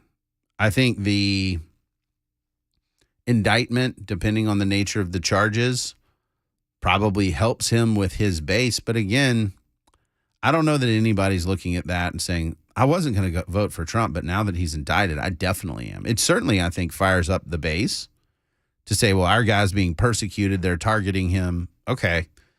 But you're going to tell me an independent voter is going to come over and join the Trump camp now? I don't see it. I don't see it. And so I think where we're headed at right now is just a repeat of 2016 with the notable problem that Trump is a known quantity that people have already made up their mind on in the general election. And so I don't want to say Asa Hutchinson shouldn't run. I think it's important for people to potentially consider running for office. But does he have a pathway that he's plotted out, or is some consultant told him, well, you're not governor of Arkansas, you might as well give it a shot. We'll raise some money, I'll support you. Because remember, a lot of the political class makes their money off essentially convincing politicians to do something so they can kind of just feed at the trough off the campaign funds. That's kind of what some of this feels like, because I don't see the pathway. I see the pathway for Nikki Haley more clearly than I see it for Asa Hutchinson. I don't know that we learned our lesson, because I feel like that's where we're going right now. And instead of the indictment with Trump,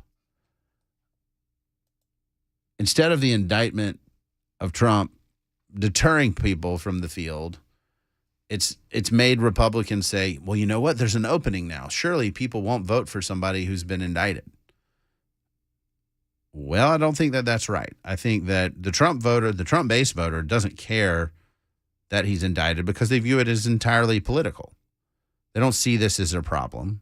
So it doesn't mean that they're now looking for other candidates. I think, again, Ron DeSantis has the best upside here because he can tell Republican voters, hey, look, I'm drama-free Trump. I'm way less of a challenge and the drama department, and you basically get this same thing from a policy standpoint. And I think that I could see folks making that reasoned argument, but Asa Hutchinson? I mean, maybe do people get excited about Tim Scott? I like Tim Scott, but does he add a lot, or is it sort of like Trump v. DeSantis and then folks running to be vice president? If it's the latter, okay, that's fine. You know, we can do this, but I think we already know the two that are going to be the top contenders at the top of the ticket, and I haven't heard anybody give me another name that Republican base voters could get excited enough about to make a serious run at the top of the ticket. I mean, I guess Tucker Carlson could run for president. I don't think he's going to leave his job and take the pay cut. But, I mean, that's really what we're talking about, is somebody with that level of name ideas, that ability to engage the average voter. I just don't see it. I don't see anybody but those two that I mentioned at the top of the ticket. And then all this other stuff, just essentially, I think every candidate that comes on that doesn't have a clear pathway to be the president of the United States just makes it that much easier for Trump to win the primary. And so if we're going to do the same thing and we're going to do the same formula, we're going to get the same result. And the last election, it didn't work out the way that folks wanted it to. And so I get it. I see you on the super text line, and I see the Trump is really looking good after 4 years of Biden. That's what Debbie says. Debbie's not wrong. But everybody looks good compared to Biden. I mean, literally everyone. I could just name a random person out of the phone book, and I would probably be more excited. So I don't think that that's the standard that we want is, well, Biden he's sucking wind, so let's get the guy that has a competitive race. I'd much rather have a candidate that wins the primary that'll wipe the floor with Joe Biden. That's what I actually want. I don't want to feel good about, well, you know, we called some names and got some taking. Oh, Matt Murphy's coming on in. I don't want to feel good about, oh, no justice, no pizza. Oh, wow. That's pretty serious. I think we play for the primary right now, and we don't keep our eyes on the general. You win a primary, you don't get to go into the White House. There's nothing you get there other than Matt and his pizza. There's nothing no justice, no pizza. Oh, my goodness. I will not be silent. I've got a protester. I will not be silent. I've always wanted a protester. No justice, no pizza. Oh, my goodness. What do we want? If this were the weirdest thing that's happened to me this week. Now. No, they want something now, and apparently it's pizza. We got to take a break. We'll come back, and then Matt will take over. Maybe there's some pizza involved. I'm Cameron Smith. This is Super Talk 99.7.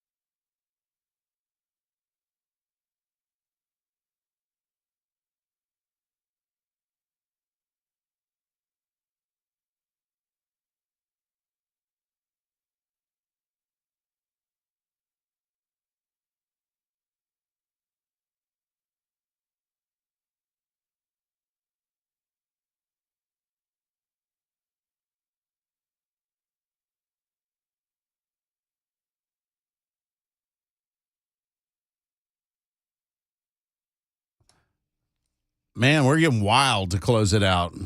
I mean, that's hardcore, Mac Maury. Let's go. Let's go. Hey, and I want to thank Mac for producing. It has been a great morning. I appreciate you guys listening and all the topics that we were able to cover. Matt Murphy, he has some words and some things to say. Evidently, he was tackling people in the protest, and that's not true. There may have been a mosh pit. Yep, sounds like probably fake a news. probably a mosh pit. I was offered $100 to take the megaphone and start talking. Really? By Dan Mandis. Really? Yes. And you did decline? I did. I declined. Oh. Well, you got a megaphone now. Well, no, there was a lot. That's true. And there was a lot of interesting things being said. And a lot of it. Well, I know what they want, and I know when they want it. And I know that they will not be silenced. And I came to the realization, I just told Cameron this, and we're talking about it right after noon. Liberals argue like they would when they were 8. Because, I mean, like, kids get told to hush or to shut up all the time. Right. And so now that they're grown, they get to say, we will not be silenced. Right. Because they've been told to be quiet all the time. But then you ask them questions, and then the thing falls apart. It does. And that's just messed up. It does. There were kids whose parents gave them notes to leave their educational environment to go tell people they want a generic thing. Oh, there were teachers there, too. Oh. They were holding up signs that said today's lesson plan. So there was one girl, I tried to help her out. It was early on before the rally actually started, and she was holding a manila folder that she had written a message on, and the message was "not one more," which is, nice. I mean, you don't want another person to die at gunpoint. I get that. But she was holding it upside down, and I watched her for about 5 minutes, wondering if this is intentional, if she's sending some sort of additional message. It got you to pay attention. And so finally, I went over to her and I said, "Hey, do you know that that's upside down?" And she went, "Oh," and she turned it. This is why I'm just so bad at protests. Like, it just seems weird to do the shouty thing and without specifics. So then people can say, "Oh, Cameron, sure." They were shouting, "No justice, no peace." What does no justice, no peace have to do with any of this? Well, it's easy to shout. Who are we screaming justice for? If you want to know where the justice was in all of this, talk to the 2 cops. They administered justice. Anyway, sorry. Well, Matt's coming up. Hey, Cameron. We have had a great show. I'm glad. I'm Cameron Smith, and you're listening to Super Talk 99.7.